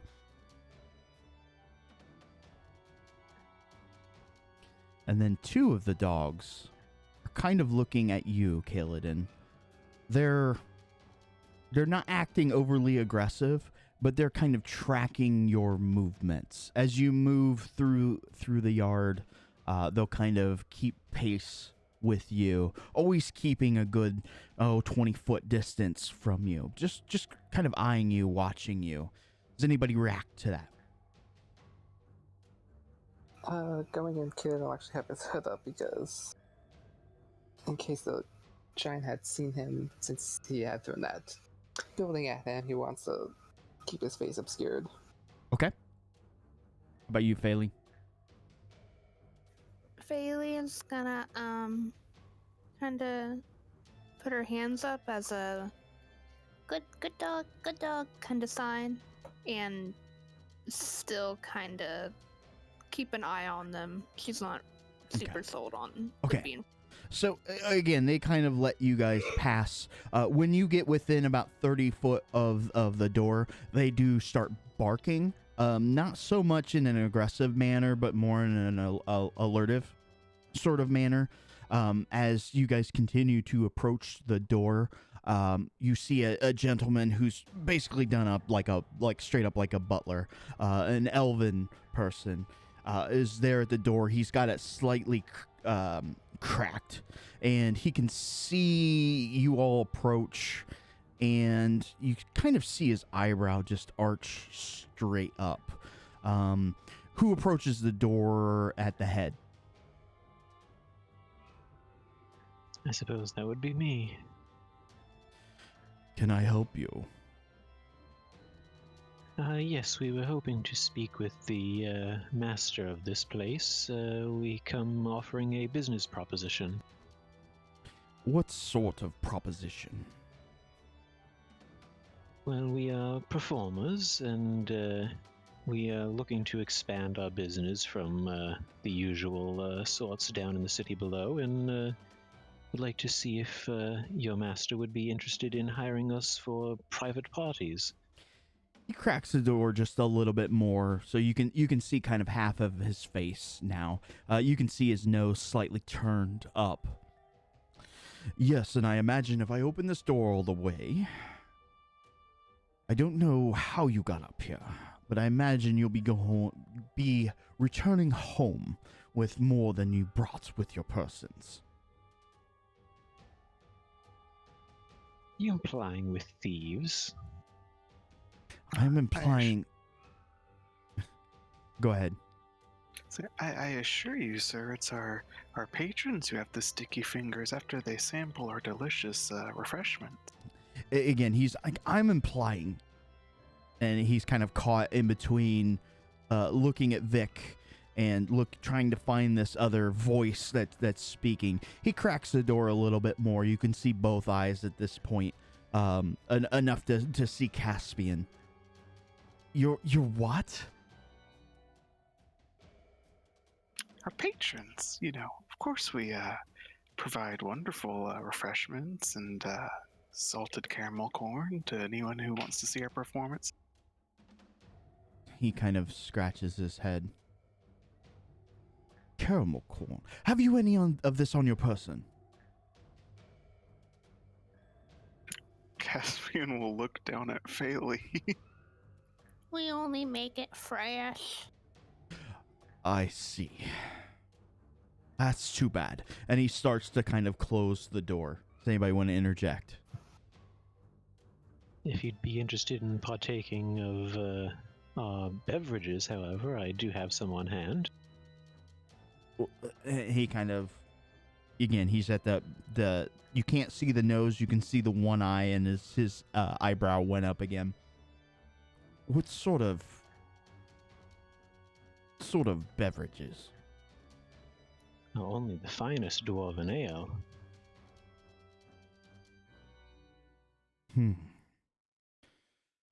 See, Master, you can kind of hear him muttering to himself. Master has been a little on edge after those last visitors.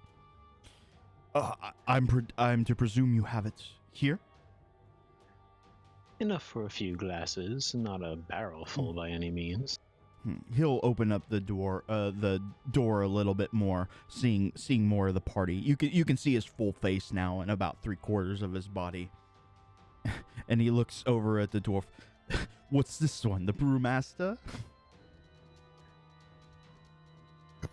I would ask that you forgo any judgments before you get to know a person. He looks at you just deadpan. Quite. Come in, the lot of you. You walk in the house and it is just spotless. You don't know who cleans this place, but you imagine they do it 24/7 or Tantibus 24/10. Just everything is waxed and polished, and you hear all sorts of clanking sounds coming from the room to the back. It's a good, maybe 40-foot swath of this great room, and behind a pair of just lavish doors, you're just this metal on metal smashing and clanking. You said you had beverages. Yes, if you have a stein or something for me to pour them into, I'd be more than happy to. Don't go anywhere. And he kind of steps away into a side room. Within a minute or so, he'll come back with a stein.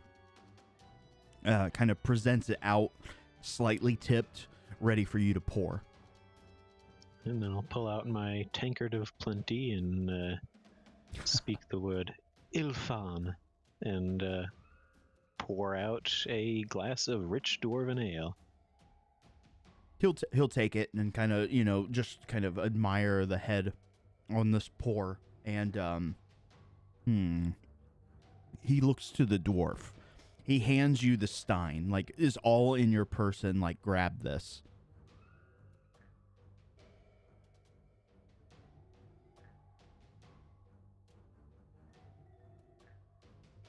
Don't want to do anything about it.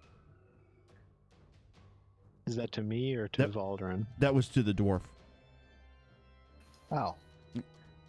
Sorry, I swore I said dwarf. Oh. My bad. What was he doing? He takes the stein and he just kind of shoves it up into your person, like take this, like uncomfortably close. Oh, yeah. I'll take it from his grasp. I know you're not here to sell wares. I imagine it probably has something to do with the others. Lead with the brewmaster. Follow me. He walks over and he knocks on the door, and you can hear some clanging, and he knocks pretty hard, enough to kind of rattle the panel there on the door, and you hear a, "What?" The brewmaster is here to see you, sir. And he slides open the door, and he very quickly positions himself behind your guys' party as he starts to walk forward, spreading his arms and pushing you guys in. It's the latest that I hear. And he closes the door behind you guys, and you see this tiny little gnome. He's got mostly clean shaven. He's got a little bit of a beard, just kind of a funny hat on. He's got a monocle, and he's just got this hammer that is too large for him on one of his workbenches, and he's just slamming into metal. However, on the other benches, you can see it is in a apothecary's wet dream. You see bubbling and churning vials and beakers, and lining the walls on 2 stories is nothing but leather-bound books. And he's just slamming things down on this. He takes the hammer and just throws it off into the corner, hops down from his stool. "This better be good." Walks, kind of trots right over you, dwarf, and just grabs the tankard out, half spilling some of it, puts it up to his face and just, "I've had better." And he kind of tosses the tankard back up into the air. Does anybody catch it? Baldurin will attempt to try and grab it. Dexterity. DC 10.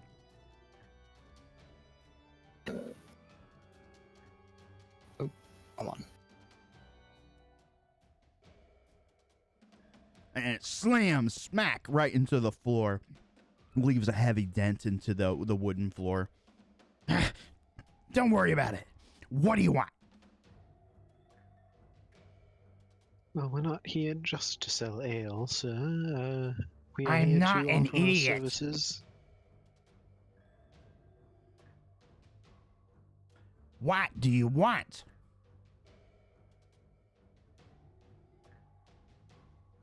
I'm just Well. genuinely caught off guard. Do you like the circus, sir? No one likes a circus. We like the circus. Then go be at the circus. We are the circus. Why are you here? I'm very busy, don't you see? We thought you might enjoy some levity.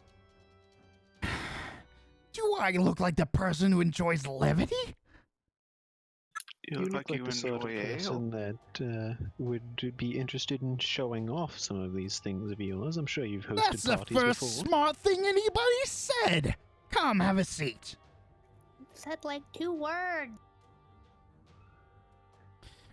Oh God, it speaks?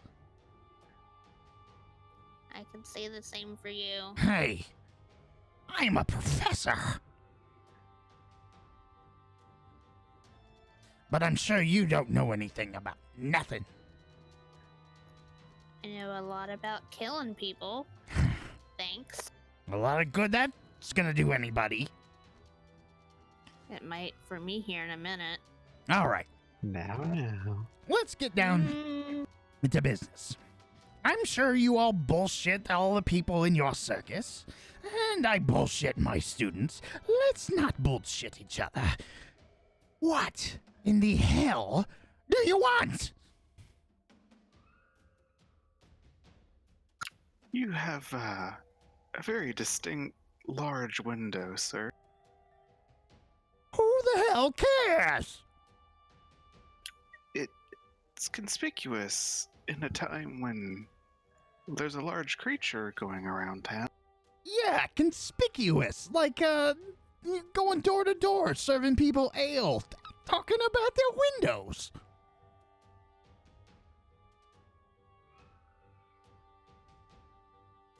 What my friend here is trying to very politely imply is that we suspect that you may have some connection, at the very least, with the bank robberies going on.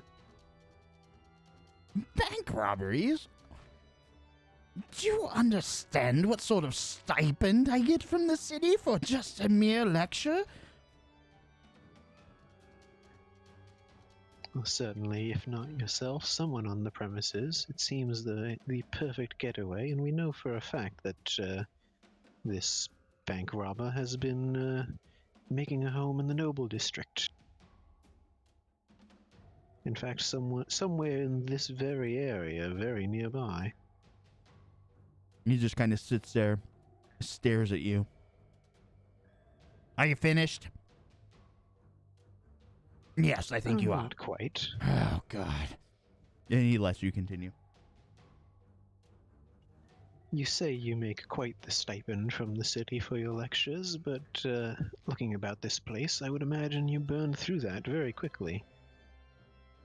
What is this, the Bogatyr Inquisition? Oh, if this were the Bogatyr Inquisition, we would not be having it in your own home. I know. They'd have all sorts of foods.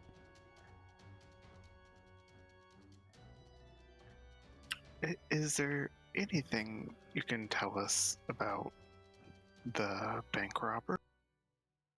I don't know. Somebody says he's like 50 feet tall or something.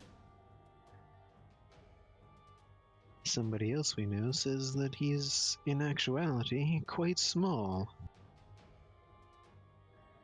Well, that don't make any damn sense, does it? Oh, I'm sure in some of these tomes that you have, I'm sure there's written matters of magics that can do such things. Now, why didn't we get down to that? Magic. That's my specialty.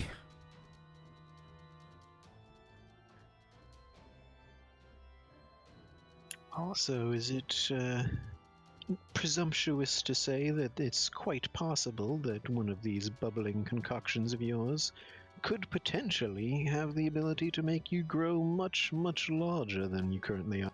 I don't know. Do you want to find out? You're free to drink anything you like, except for that one. What's so particular about that one? It's expensive. Also, Fair enough. Lots of indigestion.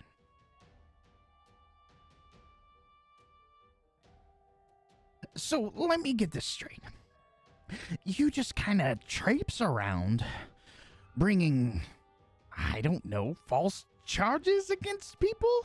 Is that what you do? And then they think you're dangerous and then they pay you a great sum of money? We've no interest in money. We've got plenty of our own. Believe it or not, the circus is quite profitable these days. Yeah, I imagine with all those undead roaming around. You are undoubtedly a much smarter man than any of us, Professor. Combined. We want to solve a mystery, and you should be able to understand that. We have every reason to believe that someone here or nearby is the bank robber. So let's not bullshit each other, like you said. If there was someone dangerous here, do you think that I would allow them anywhere near my research? I am researching great things here. Things beyond our planes, our dimension. Do you realize how invaluable this is? Why would I associate with someone like that? You've hit the nail on the head yourself. You said that this is invaluable research. I'm sure it requires quite a bit of funding, so if someone were to come to you with an offer to provide shelter in exchange for a part of their takings, perhaps you decided it was worth the risk. This one is very boring. I don't understand. So, this is the second time a bunch of random strangers have popped into my house. The first ones were talking about sea creatures from the 89th level of hell. You guys are talking about some guy that's running around robbing a bank.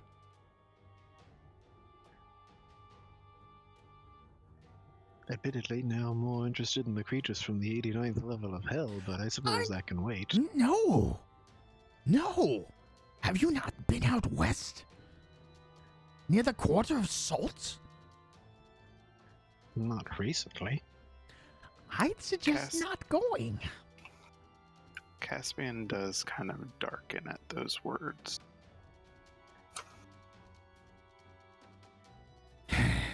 So it's my understanding that... He kind of looks you all over. Hell with it. Have a seat. He kind of reaches over into his drawer and kind of clangs it around for a little bit. He pulls out a small little tub. It's got like dried breads, lightly salted, and starts kind of popping them in his mouth, and he pushes it over towards you guys. Now, and he gets really excited. All right, so the other group, they came over here because they're looking for the kami. Now, I imagine you lot are probably drawn up in this. So, we all know Sasano, the great god of the sea. They tells me he's not looking so good. Captured he was. And that leaves the seas undefended. And, see, the minions of the sea, they're mighty. They've bided their times. I think Dagon's coming.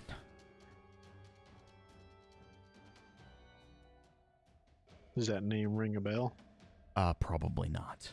But he goes on to elaborate. Again, the great demon lord from the 89th level of hell.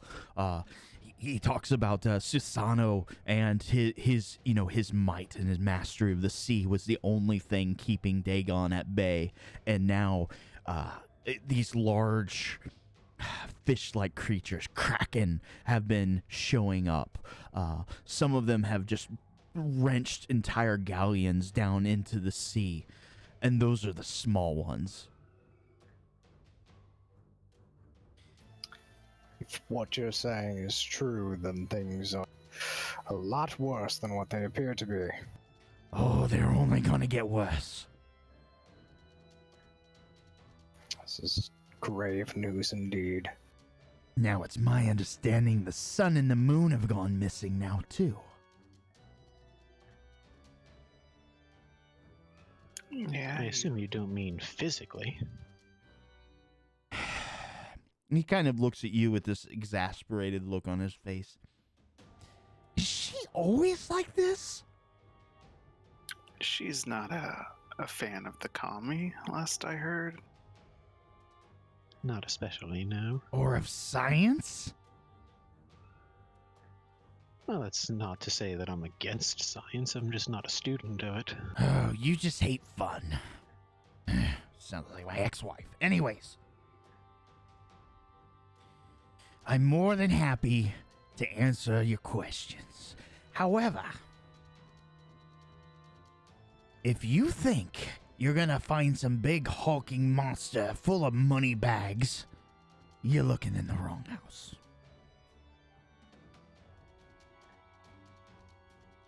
With all of your incredible intellect, better than all of us combined, can you not point us in any other direction? Twice. Any other direction we could look? I look at you lot. You don't know what you're seeking. You're like a damn dog chasing its tail in a circle.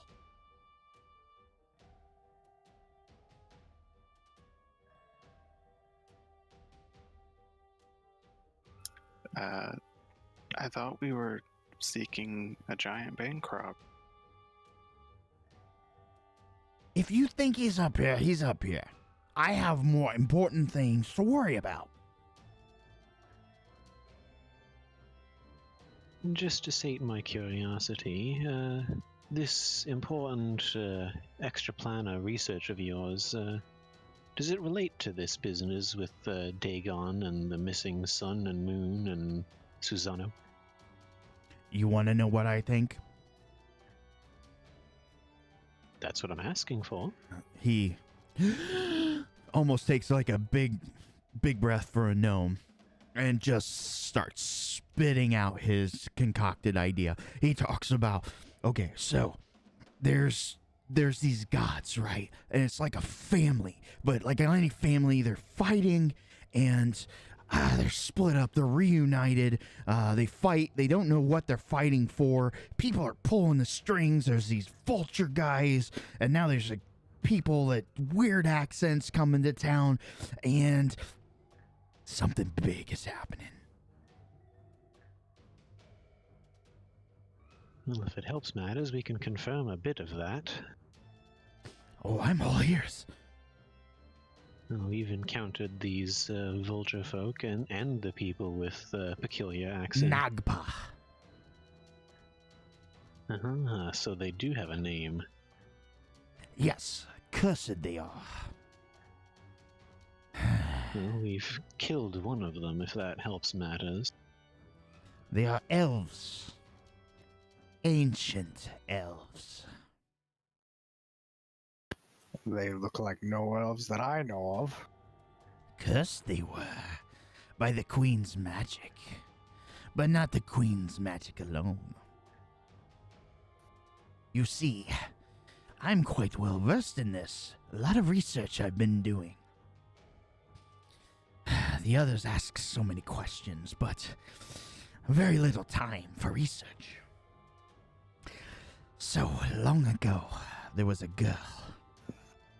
She was taken in by the elves, those who had separated themselves from society, those who did not wish to live amongst his exalted radiance, the Golden Emperor. They drew back into the Feywilds. And life was peaceful until this girl was found. A great dissent amongst the people. 13 wizards of unexplainable power. They grew jealous of this woman, for she was no elf. She was not of their kind. But she tried to save them all, save gods from fighting. But they capitalized on this ritual, and it turned south. Killed her, it did. But with the last remaining breath she had, she cursed them to walk eternal. Never to gain information on their own, only to live off the scraps of fallen civilization. Nagpa.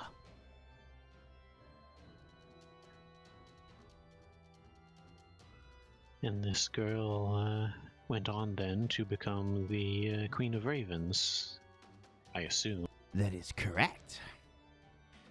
Perched high above the city, I think she is. That would certainly explain their vendetta against her. Let me guess, caught in the crossfire? Well, not as such, actually. We kind of stumbled blindly into it.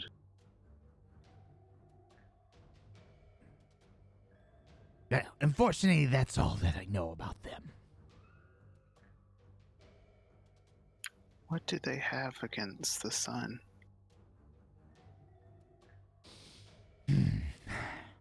Now, you see, that's an interesting question.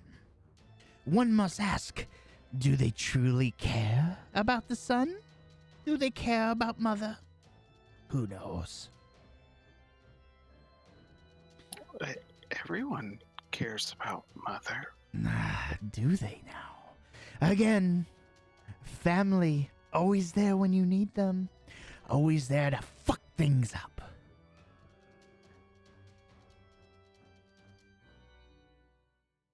Not to swiftly change topics, but as for the matter of these people with the strange accents, it may provide you additional insight and perhaps give you some ideas that you may enlighten us with, to learn that they seem to be in the business of collecting children. A valuable component. Young and lithe bodies.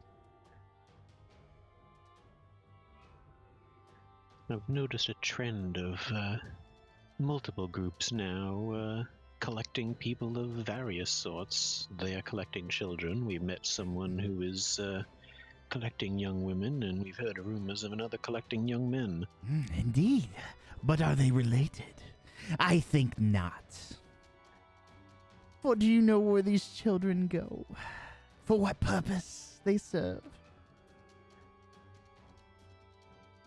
Other than the fact that they seem to be, well, these people with the accents, I mean, within the permit of the local constabulary, I do not know much more than that, I'm afraid.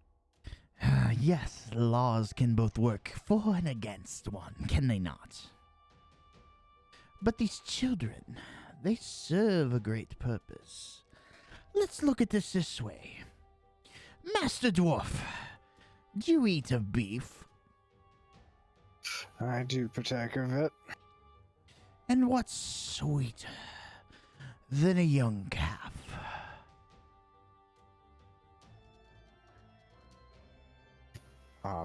Not entirely sure. He licks like the salt kind of crusted on his fingers from kind of eating these very, very dried pieces of bread.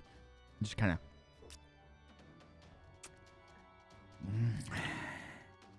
And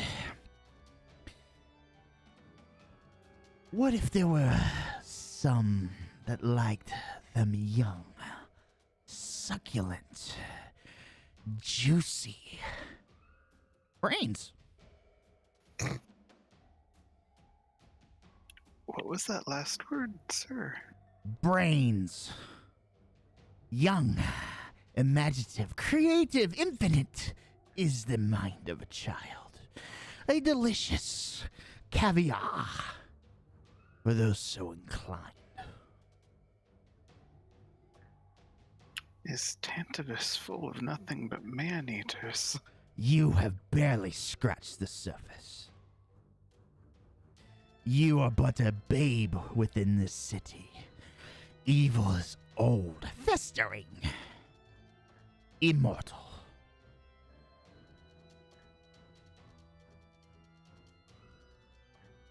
Oh, perhaps at this rate, there's no saving the city. Maybe the sun should just burn it all away when it comes back. Good luck convincing her.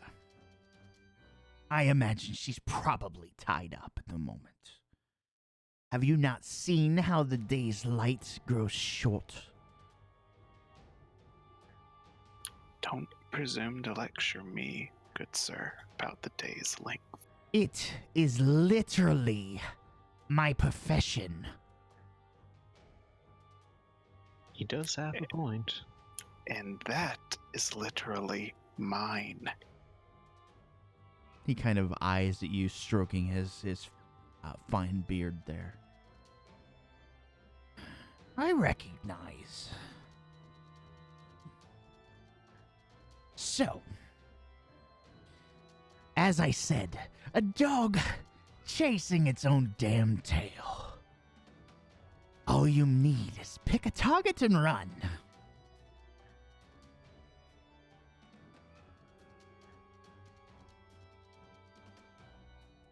So what target then would you suggest? The Nagpa or the Brain Eaters? All connected they are. He's eating pretzels. Definitely him. Totally him. Nom, nom, nom. That's not something I can answer. Judging a man or woman's intestinal fortitude, not my strong suit.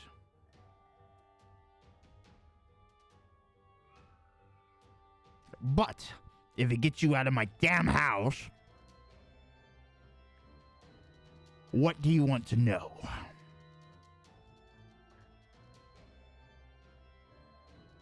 We've been led to believe that the Nagpa have a target and someone is to be killed soon.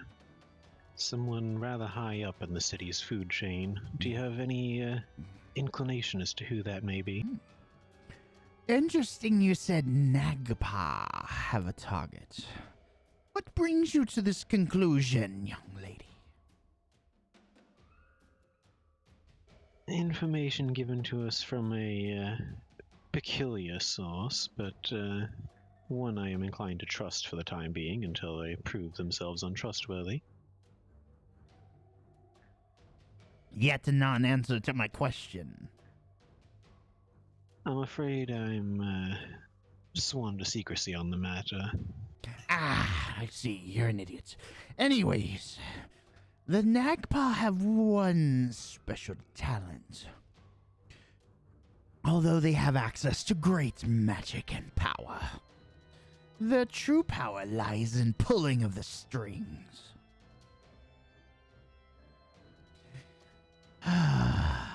They're giving the city what it needs.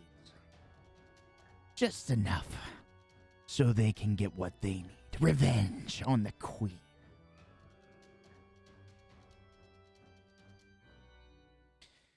I don't know if you were listening. The queen is the girl. The revenge, they think of nothing else, have thought of nothing else. So this person is not necessarily a target of their ire, but rather one of convenience. She's learning, class. And he claps his hands, shoves some more pretzels in his mouth.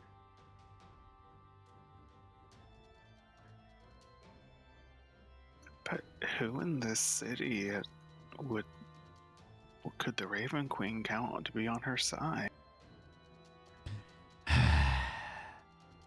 The god, a neutral god, one of balance. Do you think she has allies? She would not have my allegiance. Would it be more likely that this target of theirs, this target of convenience, is not an ally of hers, but rather someone who has the power to pull strings on their own and is thus an obstacle for them? Perhaps. One would have to speak with Her Majesty. Which, He kind of scoots up in his seat. you make that possible? I'll give you anything you want.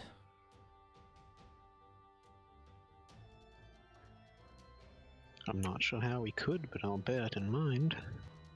A question, DM. Yes. It's been a long time. Hmm? Did I overhear anything about the Raven Queen when I visited the other group? I don't think they talked much about her. They certainly didn't involve their dealing with her. Their how would you explain that? Their pact with her, their deal. Gotcha.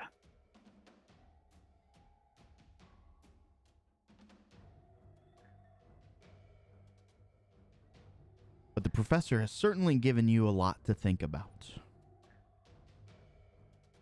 Indeed.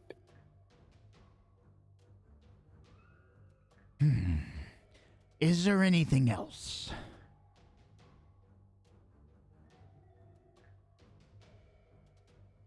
Nothing that springs immediately to mind for me.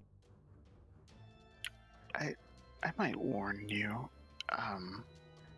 We're probably not the only ones who might think you have something to do with the bank robbery. Why? Let's just say other people might follow the same clues we did. So, I would increase your security, especially on the night shift. He goes over to his desk and he picks up a little bell and rings it. And a few moments later, the butler arrives. Yes, is there anything I can do for you, Professor Zakul? Yeah. Hire a crew. Take out that godforsaken window.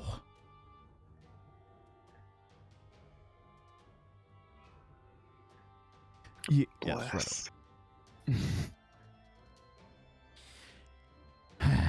With that, I think we should bid it a good evening. Do we not think so? There is one last thing. What is it? I'm just gonna walk over to one of the potions and drink it at random. All right. So, what happens is